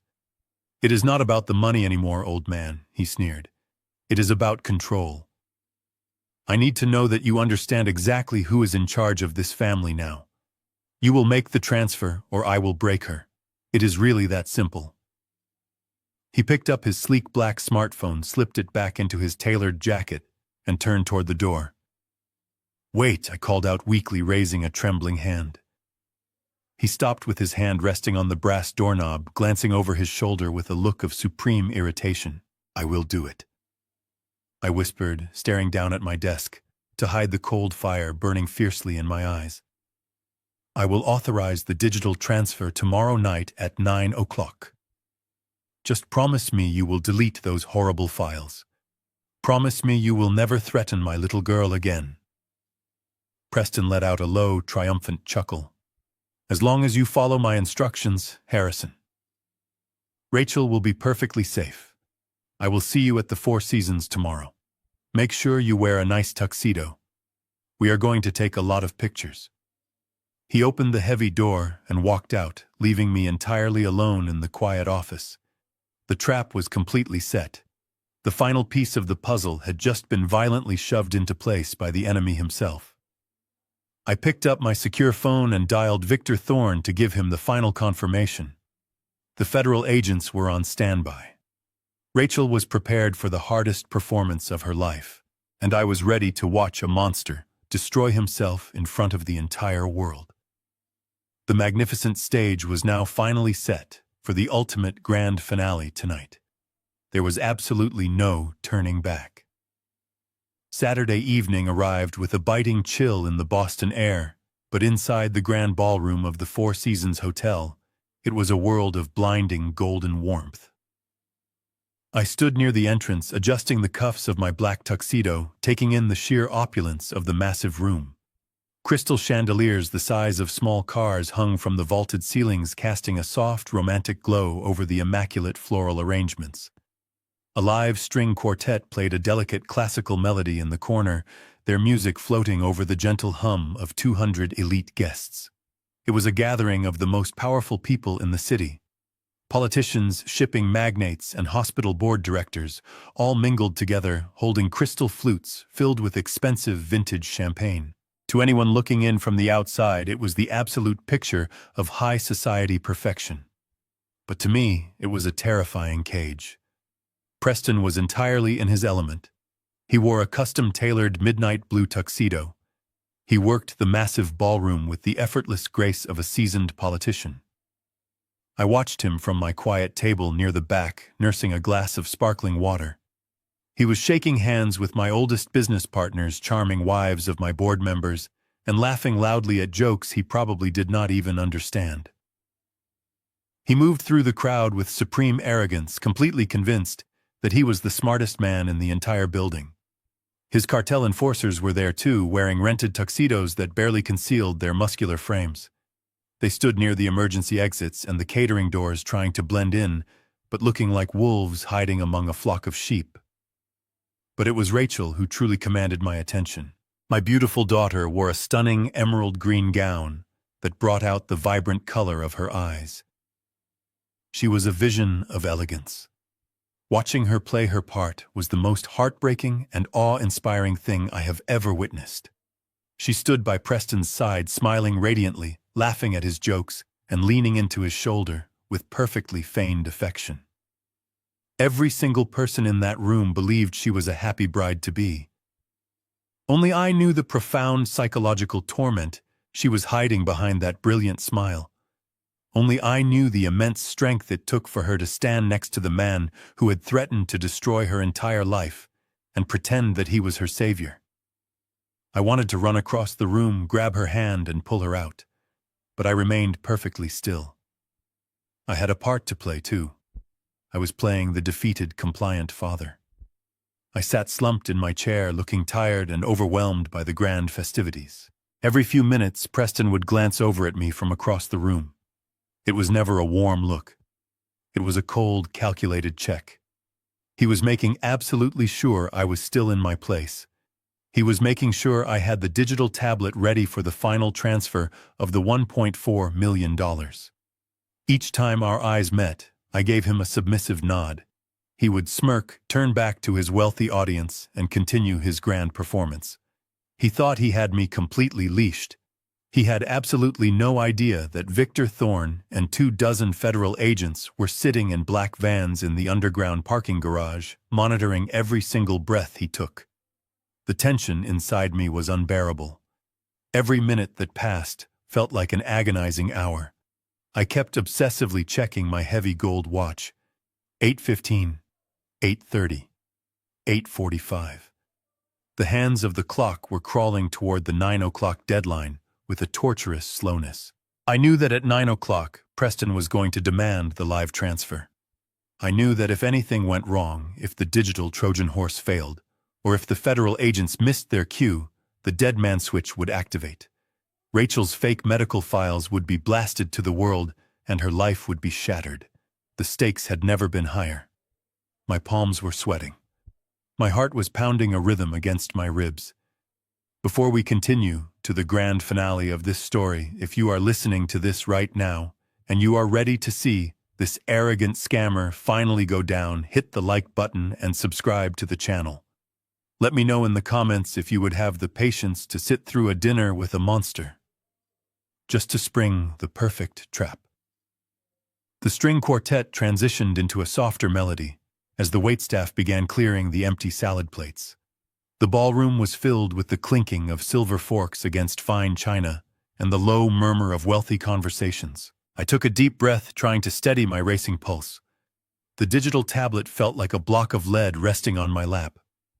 The screen was already queued up to the secure banking portal, waiting for my final authorization. It was 8:55. 5 minutes left until the final act. I looked across the room one last time. Rachel caught my eye. Just for a fleeting second, The fake smile dropped. She gave me a tiny nod. She was ready. We were both finally ready. At 8:58, Preston broke away from a group of hospital directors.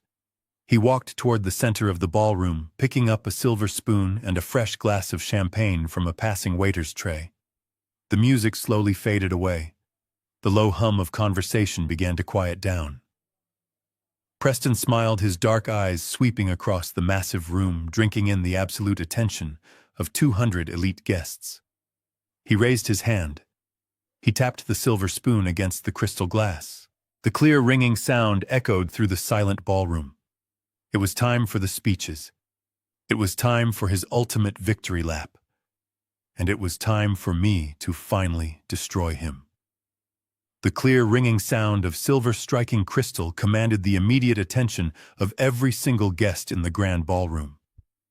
Conversations died down to a respectful hush as faces turned toward the center of the room. Preston stood there, bathed in the soft glow of the magnificent chandeliers, holding his champagne flute high. He waited until the silence was absolute, soaking in the undivided attention of the city's most influential people. He offered a warm, perfectly practiced smile that radiated false humility and manufactured charm.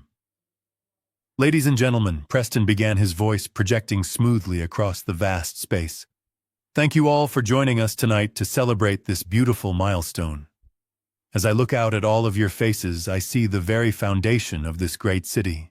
I see visionaries, leaders, and titans of industry. But more importantly, I see family. Family is the core of everything we build and everything we leave behind. When I first met Rachel, I knew instantly that she was not just the love of my life. I knew she was the future I had always been searching for." He reached out and pulled Rachel to his side.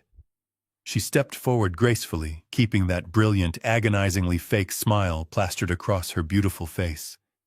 She rested her head against his shoulder, playing the part of the devoted bride with a terrifying perfection. Preston kissed the top of her head, drawing a collective murmur of adoration from the wealthy guests. "But joining this family means more than just a wedding." Preston continued, his voice taking on a tone of deep reverence. "It means stepping into a legacy. For 40 years, Harrison Caldwell has been a pillar of the logistics industry. He built an empire with his own bare hands, navigating storms that would have crushed lesser men.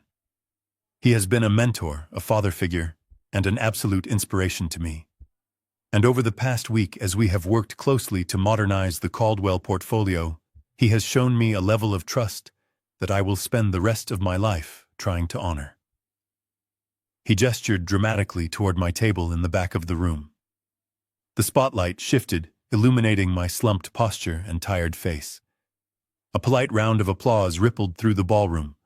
I forced a weak, trembling smile, giving the crowd exactly what they expected to see. An aging lion stepping down from his throne. "Harrison, please come join us up here," Preston called out. I gripped my wooden cane and slowly pushed myself up from the chair. I made sure every step I took was slightly unsteady. I walked past tables of my oldest friends and fiercest corporate rivals. I could feel their sympathetic eyes on me.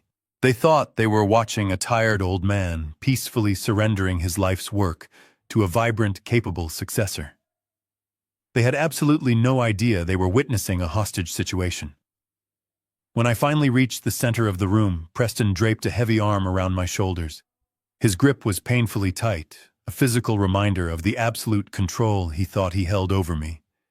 He turned back to the audience, his eyes shining with unchecked ambition. "Tonight is about passing the torch," Preston announced loudly. "We wanted to do something special, something unprecedented. In the modern financial world, legacy is preserved through bold action. Harrison and I decided that instead of a traditional blessing, we would solidify our union with a profound gesture of trust. Right here in front of all of our esteemed friends and family, Harrison is going to officially authorize the final transfer of the Caldwell Family Trust into our new joint portfolio." A murmur of genuine surprise washed over the crowd. It was an incredibly unorthodox move, airing private financial matters at a social gala. But Preston's delivery was so smooth, so confident, that the elite guests simply accepted it as a theatrical display of extreme wealth. Preston snapped his fingers. A waiter stepped forward immediately carrying a silver tray. Resting on the center of the polished metal was a sleek black iPad, its screen glowing brightly against the dim lighting of the ballroom. Preston picked up the device and held it out to me. The screen displayed the final confirmation page of the untraceable offshore crypto wallet. The amount was clearly listed, $1.4 million. All it required was a single tap on the bright green button labeled Send. I reached out with trembling hands and took the heavy tablet. My fingers hovered over the smooth glass. The entire room was completely silent, waiting for the historic corporate transaction to be finalized. Preston leaned in close, wrapping his arm even tighter around my fragile shoulders. He pressed his cheek against mine, posing for the flashes of the society photographers hired to document the evening. To the crowd, it looked like a touching embrace between a father and his new son. But as he smiled for the cameras, he whispered directly into my ear. His voice was no longer warm. It was a cold, venomous hiss. "Press send, old man, or your daughter goes to prison," he whispered maliciously. "You have 3 seconds before I signal my men to upload the files. Do it now." I stood there feeling the heat of the stage lights beating down on my face. I could smell the expensive cologne radiating off Preston's tailored suit. I could hear the shallow, terrified breathing of my daughter standing just 2 feet away. This was the moment Damien Russo had spent months meticulously planning. This was the absolute peak of his criminal career. He thought he had completely conquered the Caldwell family. I stopped trembling. The facade of the frail, defeated old man melted away in an instant. I straightened my spine, standing tall for the first time in weeks. I turned my head slowly and looked directly into his dark, greedy eyes. The arrogant smirk on his face faltered for a fraction of a second as he felt the sudden, terrifying shift in my posture. I did not say a single word to him. I simply looked away, casting my cold gaze over the 200 elite guests waiting in the silent ballroom. I looked at the string quartet, the catering staff, and the heavy oak doors at the back of the room. Then, with a perfectly steady hand, I pressed the bright green button, Send. The moment my finger tapped the smooth glass of the screen, the entire atmosphere in the grand ballroom shifted. Preston leaned back, a victorious exhale escaping his lips. He raised his champagne flute toward the ceiling, fully expecting the massive digital projector suspended above the stage to flash a bright green confirmation graphic of the offshore transfer. He expected the elite crowd to erupt into polite congratulatory applause. He expected to stand there as the undisputed king of the Caldwell Empire. Instead, the enormous white canvas dropped down from the ceiling with a heavy mechanical hum. The high-definition projector flared to life, casting a brilliant beam of light across the darkened room. But it did not show a bank logo. It did not show a romantic montage of engagement photos. It showed the stark black and white feed from the hidden camera located inside my daughter's kitchen. The high-fidelity audio system previously used to amplify the delicate string quartet suddenly blasted the harsh, grating sound of Preston's true voice. The crowd froze. Hundreds of crystal champagne flutes were lowered in absolute confusion. On the massive screen, a 20-foot-tall projection of Preston was violently backing Rachel against her marble kitchen counter. His face was twisted into a vicious, predatory sneer. The audio echoed off the vaulted ceilings, completely clear. "You hesitated when he wrote the check," the digital ghost of Preston hissed out into the silent ballroom. "If you ever look at him like a scared little rabbit again, I will not wait until the wedding. I will ruin you right now. Do you understand me?" A collective, horrified gasp ripped through the crowd. I watched the faces of my oldest friends. The hospital board members and the powerful politicians contort into profound shock. Women covered their mouths in shock. Men stiffened their eyes, darting between the horrifying footage on the screen and the man standing right next to me on the stage. Rachel immediately stepped away from Preston. She did not look like a frightened victim anymore. She stood tall, her shoulders pulled back, the emerald green fabric of her gown sweeping across the stage as she moved to my side. I reached out and wrapped my arm securely around her waist, pulling her close. We stood together, presenting a united, unbreakable front. Preston's champagne flute slipped from his fingers. It hit the polished wooden stage, shattering into dozens of sharp fragments, the expensive vintage wine splashing across his custom Italian leather shoes. His mouth opened and closed silently, his eyes wide with absolute panic as he stared at the massive screen overhead. Before the crowd could even process the violent threat they had just witnessed, the video feed cut abruptly. The screen transitioned to a series of highly detailed digital documents. It was the forged pediatric intensive care records, but Victor Thorne's cybersecurity expert had completely deconstructed the forgery. Bright red circles highlighted the mismatched timestamps. Bold digital text crawled across the bottom of the projection, clearly explaining how the hospital mainframe had been illegally accessed from an external, unregistered server located in Eastern Europe. The presentation displayed undeniable forensic proof that the catastrophic medical errors had been entirely fabricated by a team of mercenary hackers. The chief of medicine for Boston General Hospital was sitting at table 3. I watched him stand up slowly, his face flushed with absolute outrage as he realized one of his best pediatric surgeons had been the target of a malicious extortion plot. The presentation did not stop there. The screen shifted one final time. The medical files dissolved, replaced by a complex scrolling web of international banking data. It was the digital Trojan horse in all its glory. The massive projector displayed the exact routing numbers, the hidden offshore accounts, and the names of the 15 shell companies Preston had registered just days ago. A harsh robotic voice generated by the presentation software began reading the transaction logs aloud. It detailed millions of dollars of illicit cartel funds flowing directly into accounts legally owned by the man standing on the stage.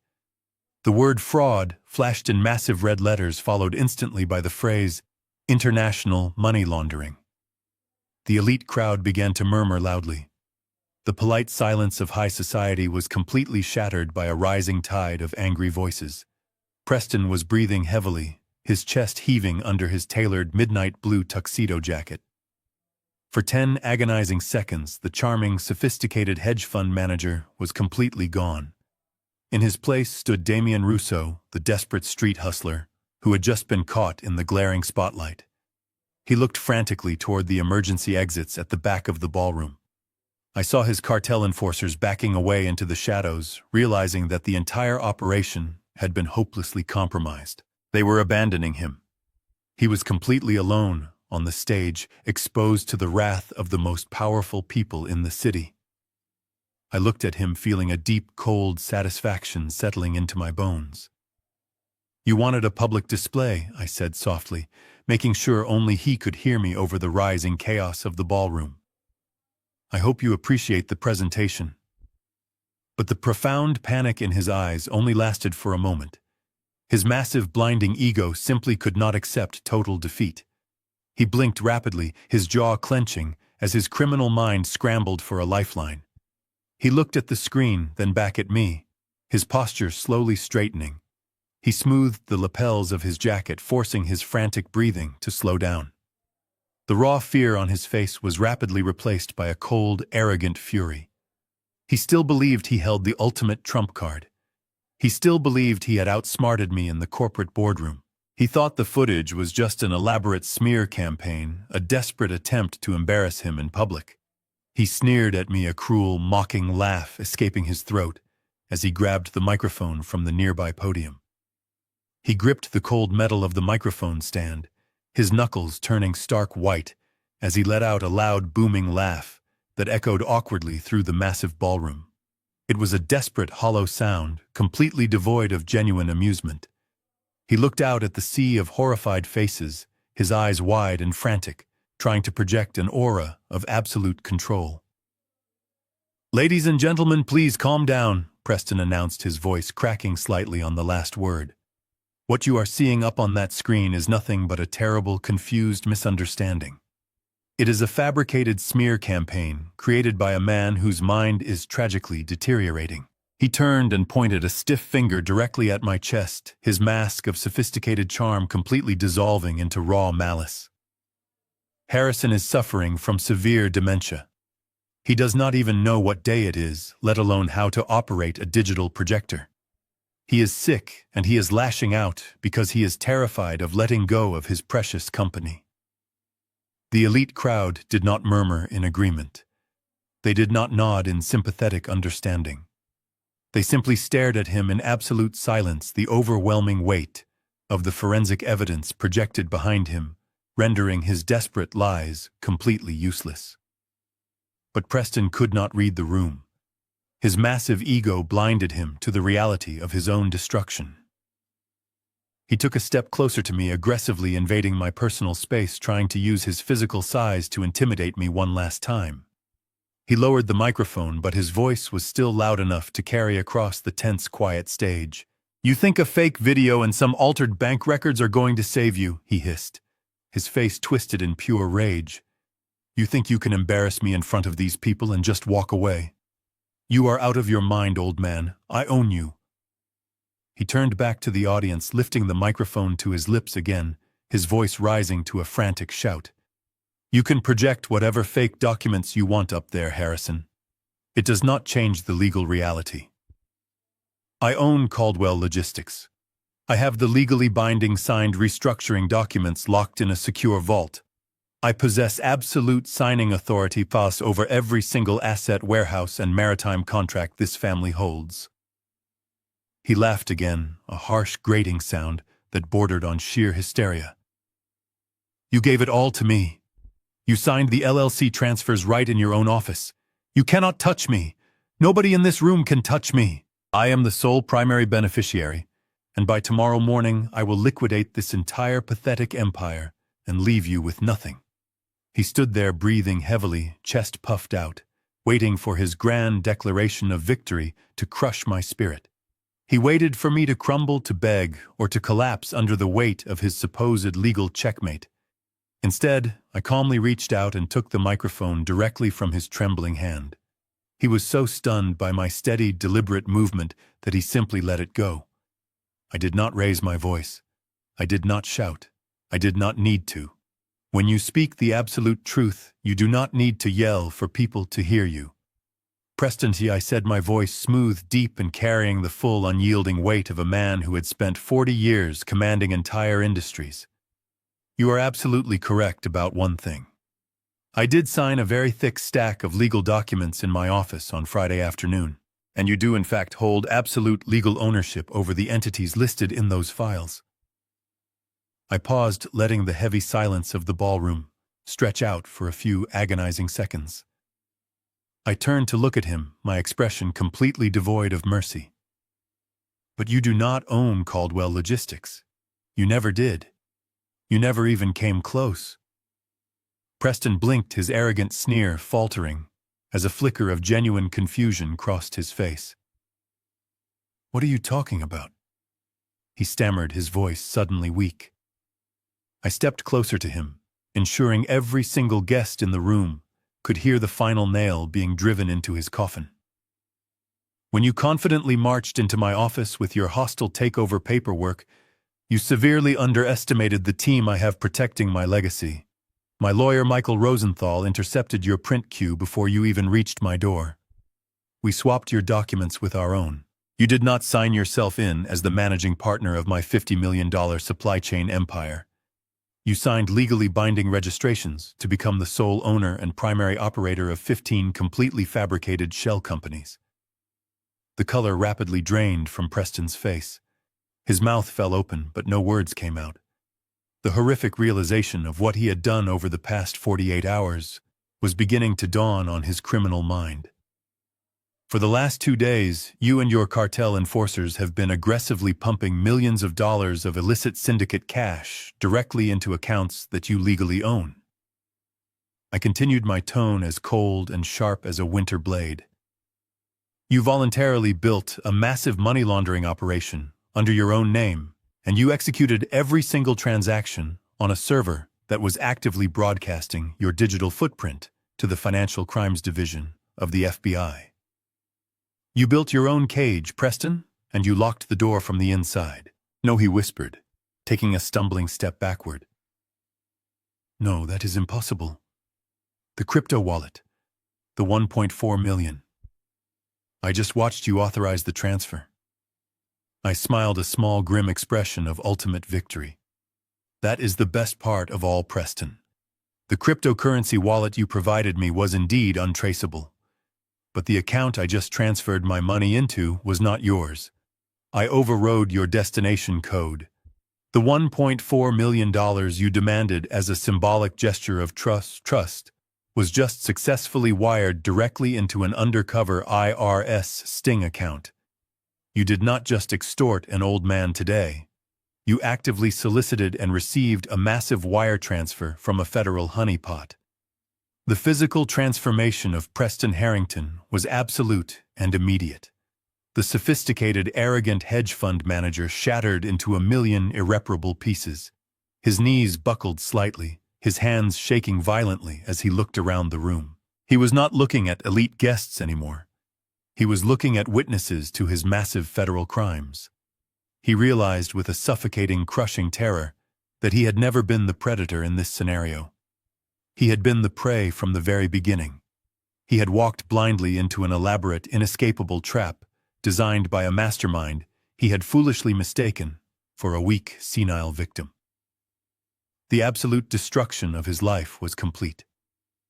The silence that followed my revelation was heavy, suffocating, and absolute. For a few agonizing seconds, no one in the grand ballroom moved or spoke. The elite guests, the waiters, the musicians, everyone simply stared at the broken man standing on the stage. Damien Rousseau, the phantom who had built his entire miserable existence on deception, was finally forced to look at his true reflection. His chest heaved. His hands shook. He took another step backward, his expensive Italian leather shoes slipping slightly on the spilled champagne from his dropped glass. He looked toward the heavy oak doors at the back of the room, calculating his chances of escaping into the cold Boston night. He never even got the chance to try. The heavy double doors of the Four Seasons ballroom did not just open. They violently burst apart, the thick wood crashing against the walls with the force of a detonated bomb. The polite, refined atmosphere of the engagement party was instantly shattered by the deafening sound of heavy combat boots hitting the polished marble floor. Dozens of federal agents flooded into the room. They wore dark tactical gear with the bold yellow letters of the FBI and the IRS plastered across their armored vests. They moved with terrifying speed and absolute precision, a highly coordinated military strike dropping right into the middle of a high society gala. Victor Thorne led the charge. The former federal ghost had traded his faded gray trench coat for a tactical vest, his face a mask of cold, professional determination. "Nobody move!"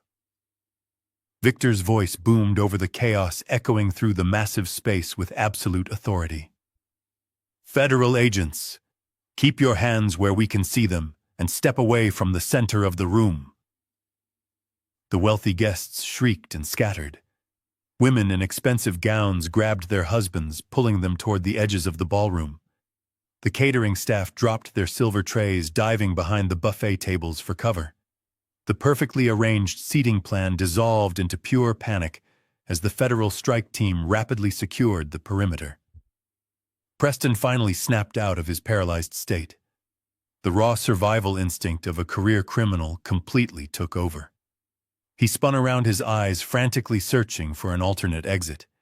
He saw a set of swinging doors leading toward the hotel kitchen on the left side of the stage. He bolted quickly. He shoved a terrified hospital board director out of his way, practically leaping off the edge of the polished wooden stage. But Victor Thorne had been hunting dangerous men for 2 decades. He anticipated the move before Preston even made it. Victor sprinted across the ballroom floor, cutting off the escape route with terrifying speed. Preston realized he was trapped. He changed direction, desperately weaving through the crowded tables, knocking over expensive floral arrangements and crystal water pitchers in a frantic bid for freedom.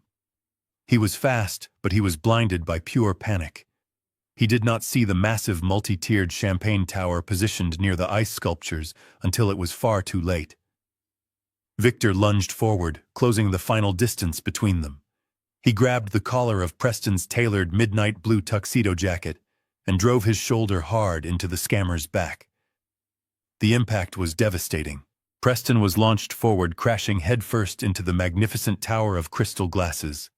The sound of 1,000 expensive champagne flutes, shattering simultaneously, was deafening. Preston hit the floor hard, buried under a glittering avalanche of broken glass and sticky vintage wine. He groaned in pain, trying to push himself up on his bleeding hands, but Victor was already on top of him. The former federal agent planted a heavy tactical boot directly between Preston's shoulder blades, pinning him securely to the ruined floor. "Do not even think about moving, Damien," Victor growled, ripping the criminal's arms behind his back. The sharp metallic click of heavy steel handcuffs ratcheting shut over Preston's wrists sounded like absolute music to my ears. While Victor secured the head of the snake, the rest of the federal strike team was meticulously taking apart the body. Across the ballroom, the cartel enforcers who had posed as financial consultants tried to slip quietly toward the emergency exits. They were professionals, but they were completely outmatched. The FBI had already identified every single one of them from the security footage at Caldwell Logistics. Agents swarmed the exits, tackling the massive thugs to the floor before they could even reach for their concealed weapons. The elegant engagement party had become a massive crime scene. I stood perfectly still on the center of the stage, my arm wrapped tightly around Rachel. I watched the highly organized chaos unfold with a profound sense of deep settling peace. The nightmare was finally over. The men who had threatened my daughter, who had insulted my life's work, and who had tried to steal my family's legacy were now bleeding on the floor, their hands bound securely behind their backs. Preston was hauled to his feet by two massive federal agents. His beautiful custom suit was torn and soaked in wine. His face was bruised and bleeding from the shattered glass. He struggled against their grip, kicking wildly and screaming obscenities that echoed off the crystal chandeliers. He looked back at me, his eyes wide with a mixture of absolute hatred and complete disbelief. "You set me up!" Preston screamed, spit flying from his lips as the agents dragged him toward the exit. "You ruined me! I will kill you, Harrison! I will take everything from you!" I did not flinch. I did not shrink away from his frantic threats. I let go of my wooden cane. It clattered loudly against the wooden stage floor, a useless prop that I no longer needed. I straightened my spine to its full commanding height. The tired, stooped posture of the weak, senile old man completely vanished in an instant, leaving only the aura of a ruthless titan standing completely victorious. The days following the raid at the Four Seasons were an absolute whirlwind of flashing cameras, federal depositions, and endless meetings with my legal team. The spectacular collapse of Damien Russo and his international romance scam syndicate completely dominated the national evening news cycles for several weeks. Every major newspaper on the eastern seaboard ran extensive front-page stories detailing how a supposed hedge fund genius had been meticulously dismantled by the very man he thought he was effortlessly manipulating. The sheer scale of the federal bust was unprecedented. The digital Trojan horse we had planted in the shell company infrastructure provided the FBI with everything they needed to tear the criminal network out by its deepest roots. They seized dozens of physical servers hidden in remote locations across Eastern Europe. They froze millions of dollars in illicit offshore cartel accounts. And most importantly, they secured an airtight federal indictment against the man who had dared to threaten my daughter. Preston Harrington was dead and buried, and Damien Russo was denied bail by a federal judge who looked at the mountain of forensic evidence with absolute disgust. He is currently sitting in a maximum security detention center, facing over 40 years in a federal penitentiary, without the slightest possibility of parole. His cartel enforcers turned on him immediately, in exchange for reduced sentences, completely sealing his fate. He will never wear a tailored suit again. He will never drink expensive vintage champagne. And he will never ever target another innocent family for as long as he lives. But the absolute greatest victory of this entire ordeal was not watching a monster get locked away behind cold steel bars. It was watching my beautiful daughter finally breathe again. The morning after the raid, Rachel and I sat down in a private conference room at the local FBI field office with Victor Thorne and the lead federal prosecutor. They presented us with the original physical hard drives seized from his hidden local servers. Right there in front of us, the cybersecurity experts permanently purged the fabricated pediatric intensive care files. The fake medical records that had hung over her head like a deadly guillotine were legally and completely destroyed. She was officially cleared of any fabricated wrongdoing, completely shielded by a federal mandate that protected her pristine medical license. The profound weight that had been crushing her spirit was finally lifted. I watched the color return to her cheeks. I watched the bright, passionate light return to her green eyes.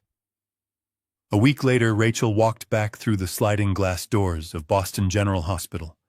She did not walk in with her head down. She walked in with her shoulders pulled back, radiating a fierce, quiet strength that absolutely commanded respect. The horrific ordeal she had survived did not break her. It forged her into something unbreakable. She returned to the pediatric ward not just as a brilliant surgeon, but as a woman who knew exactly how incredibly strong she truly was. With Rachel completely safe and thriving, I had one final crucial piece of unfinished business to attend to. I returned to the executive suite of Caldwell Logistics on a crisp Tuesday morning. The office was quiet, still recovering from the intense shock of the federal raid that had swept through the Bildzetting just days prior. The employees were nervous, uncertain of what the future held for the company now that the hostile consultants had been exposed as dangerous cartel enforcers. I walked straight to the corporate accounting department on the 4th floor. The desk belonging to my senior auditor, Sarah, was completely empty. I picked up my phone and called Victor, telling him it was finally time to bring her home. The following morning, Sarah walked hesitantly into my office. She looked rested from her forced corporate retreat in Aspen, but there was a deep lingering anxiety in her eyes. She thought she was walking into a disaster. She thought the terrible men who had threatened her daughter in the parking garage were still lurking in the shadows. I stood up from my heavy mahogany desk and walked over to her, taking her trembling hands in mine. I looked her directly in the eyes and told her the absolute truth. I told her that the men who had threatened her family were currently sitting in federal prison. I told her that I had witnessed her incredible bravery on the security cameras and that her fierce loyalty to this company had not gone unnoticed. I handed her a thick, sealed envelope. Inside was a cashier check for a massive financial bonus, enough to completely pay for the entire college tuition of her daughter at Boston University, with plenty left over for a comfortable retirement. Sarah broke down into tears of absolute joy, hugging me incredibly tightly. It was the best investment I had ever made in my 40 years of business. As I sat behind my desk and looked out at the shipping yards, I realized something profound. I did not want to be the king of this empire anymore. The grueling battle to protect my family had drained the final reserves of my corporate ambition. I built Caldwell Logistics from a single delivery truck into a titan of industry. It was a magnificent legacy, but it was finally time to let it go. I called an emergency meeting with the board of directors that afternoon. I stood at the head of the conference table and officially announced my retirement. I did not hand the company over to an arrogant outsider. I transferred the true reins of the business to the dedicated men and women who had bled for this company for decades. I signed the transition documents without any hesitation. My hands were completely steady. The heavy burden of leadership was finally lifted from my tired shoulders. I packed a small box, took one last look, and walked out the door. The transition was smooth. I was completely free. The transition was smooth. I was completely free. I drove back to my estate that afternoon, with the windows rolled down, letting the crisp autumn wind fill the cabin of my car. For the first time in what felt like an eternity, there were no invisible threats looming over my shoulder. There were no digital traps to monitor, no federal agents to consult, and no elaborate performances to maintain. The heavy, suffocating clouds that had darkened my family's skies had finally broken, leaving behind a profound and absolute clarity. When I pulled into the circular driveway of my home, the massive stone mansion did not feel like a fortified bunker anymore. It felt like a home again, a sanctuary where my daughter and I could finally heal. The next morning, I woke up before the sun had even crested the horizon. I walked down to the kitchen, the hardwood floors cold beneath my feet, and brewed a strong pot of black coffee. I poured 2 steaming mugs and carried them out to the back porch. The air was biting, carrying the distinct scent of fallen pine needles and damp earth. I sat down in my favorite wooden rocking chair, wrapping my hands around the warm ceramic mug, and simply watched the world wake up. The sprawling, manicured lawns stretched out toward the quiet tree line, bathed in the soft gray light of the early dawn. A few minutes later, the heavy glass door slid open, and Rachel walked out onto the porch. She was wrapped in a thick wool blanket, her hair pulled back into a messy knot. She did not say a word. She simply took the second mug from my hand, sat down in the chair next to mine, and pulled her knees up to her chest. We sat there, in complete silence for a very long time, listening to the gentle rustle of the wind moving through the tall oak trees. It was not the tense, terrifying silence we had endured in the weeks leading up to the raid. It was a comfortable, settling peace. The kind of peace that only comes after surviving a devastating war. Rachel took a slow sip of her coffee, the rising steam swirling around her face. She looked out at the horizon, a soft, genuine smile finally touching the corners of her lips. "It is incredibly quiet today," she whispered, her voice carrying a light, airy quality that I had not heard since she was a little girl. I took a sip of my own coffee, the bitter liquid warming my throat. "It is the best sound in the entire world," I replied. She rested her head against the high wooden back of her rocking chair and closed her eyes. "I have a long surgery scheduled for tomorrow morning," she said quietly. "A complex cardiac repair on a newborn. For the first time in months, my hands do not feel heavy. I do not feel that dark shadow standing right behind me in the operating room. I feel like myself again, Dad." I looked at her, my heart swelling with an overwhelming sense of pride. "You are stronger than you ever were, Rachel," I told her sincerely. "You walked through an absolute nightmare, and you did not let it break you. You saved yourself just as much as I did." She reached across the small space between our chairs and took my hand, giving it a firm, loving squeeze. "We saved each other," she corrected me. As I sat there holding my daughter's hand, I looked out over the sprawling estate that my decades of grueling labor had purchased, and I reflected deeply on what it actually means to build a legacy. When you spend your entire life forging an empire from the ground up, it is incredibly easy to lose sight of why you started building it in the first place. You become obsessed with profit margins, corporate acquisitions, and the sheer accumulation of wealth.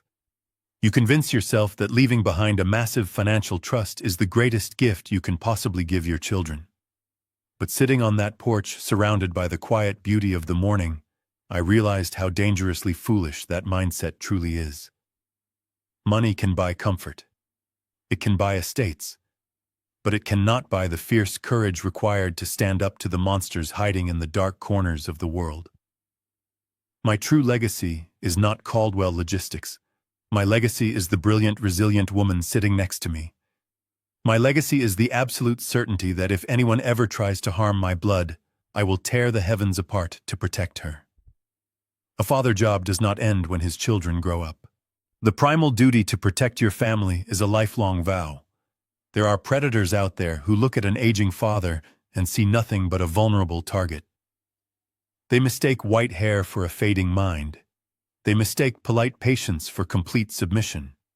They believe that because a man uses a wooden cane, he has forgotten how to wield a sword. Let my story serve as a permanent warning to anyone who thinks kindness equals weakness. If you try to extort a man who has spent his entire life building fortresses, do not be surprised when he locks you inside one and throws away the key. We may be old, we may be tired, but we are never defenseless. When you threaten the people we love, you awaken a sleeping giant that will not rest until your world is reduced to ashes. Thank you for listening to my story. If it helped you or gave you courage, please share it. Let me know in the comments which city you are watching from. Support me by sending a super thanks so I can keep bringing more stories like this. On the screen you can see 2 new life stories. Do not forget to subscribe. See you next time. With love and respect.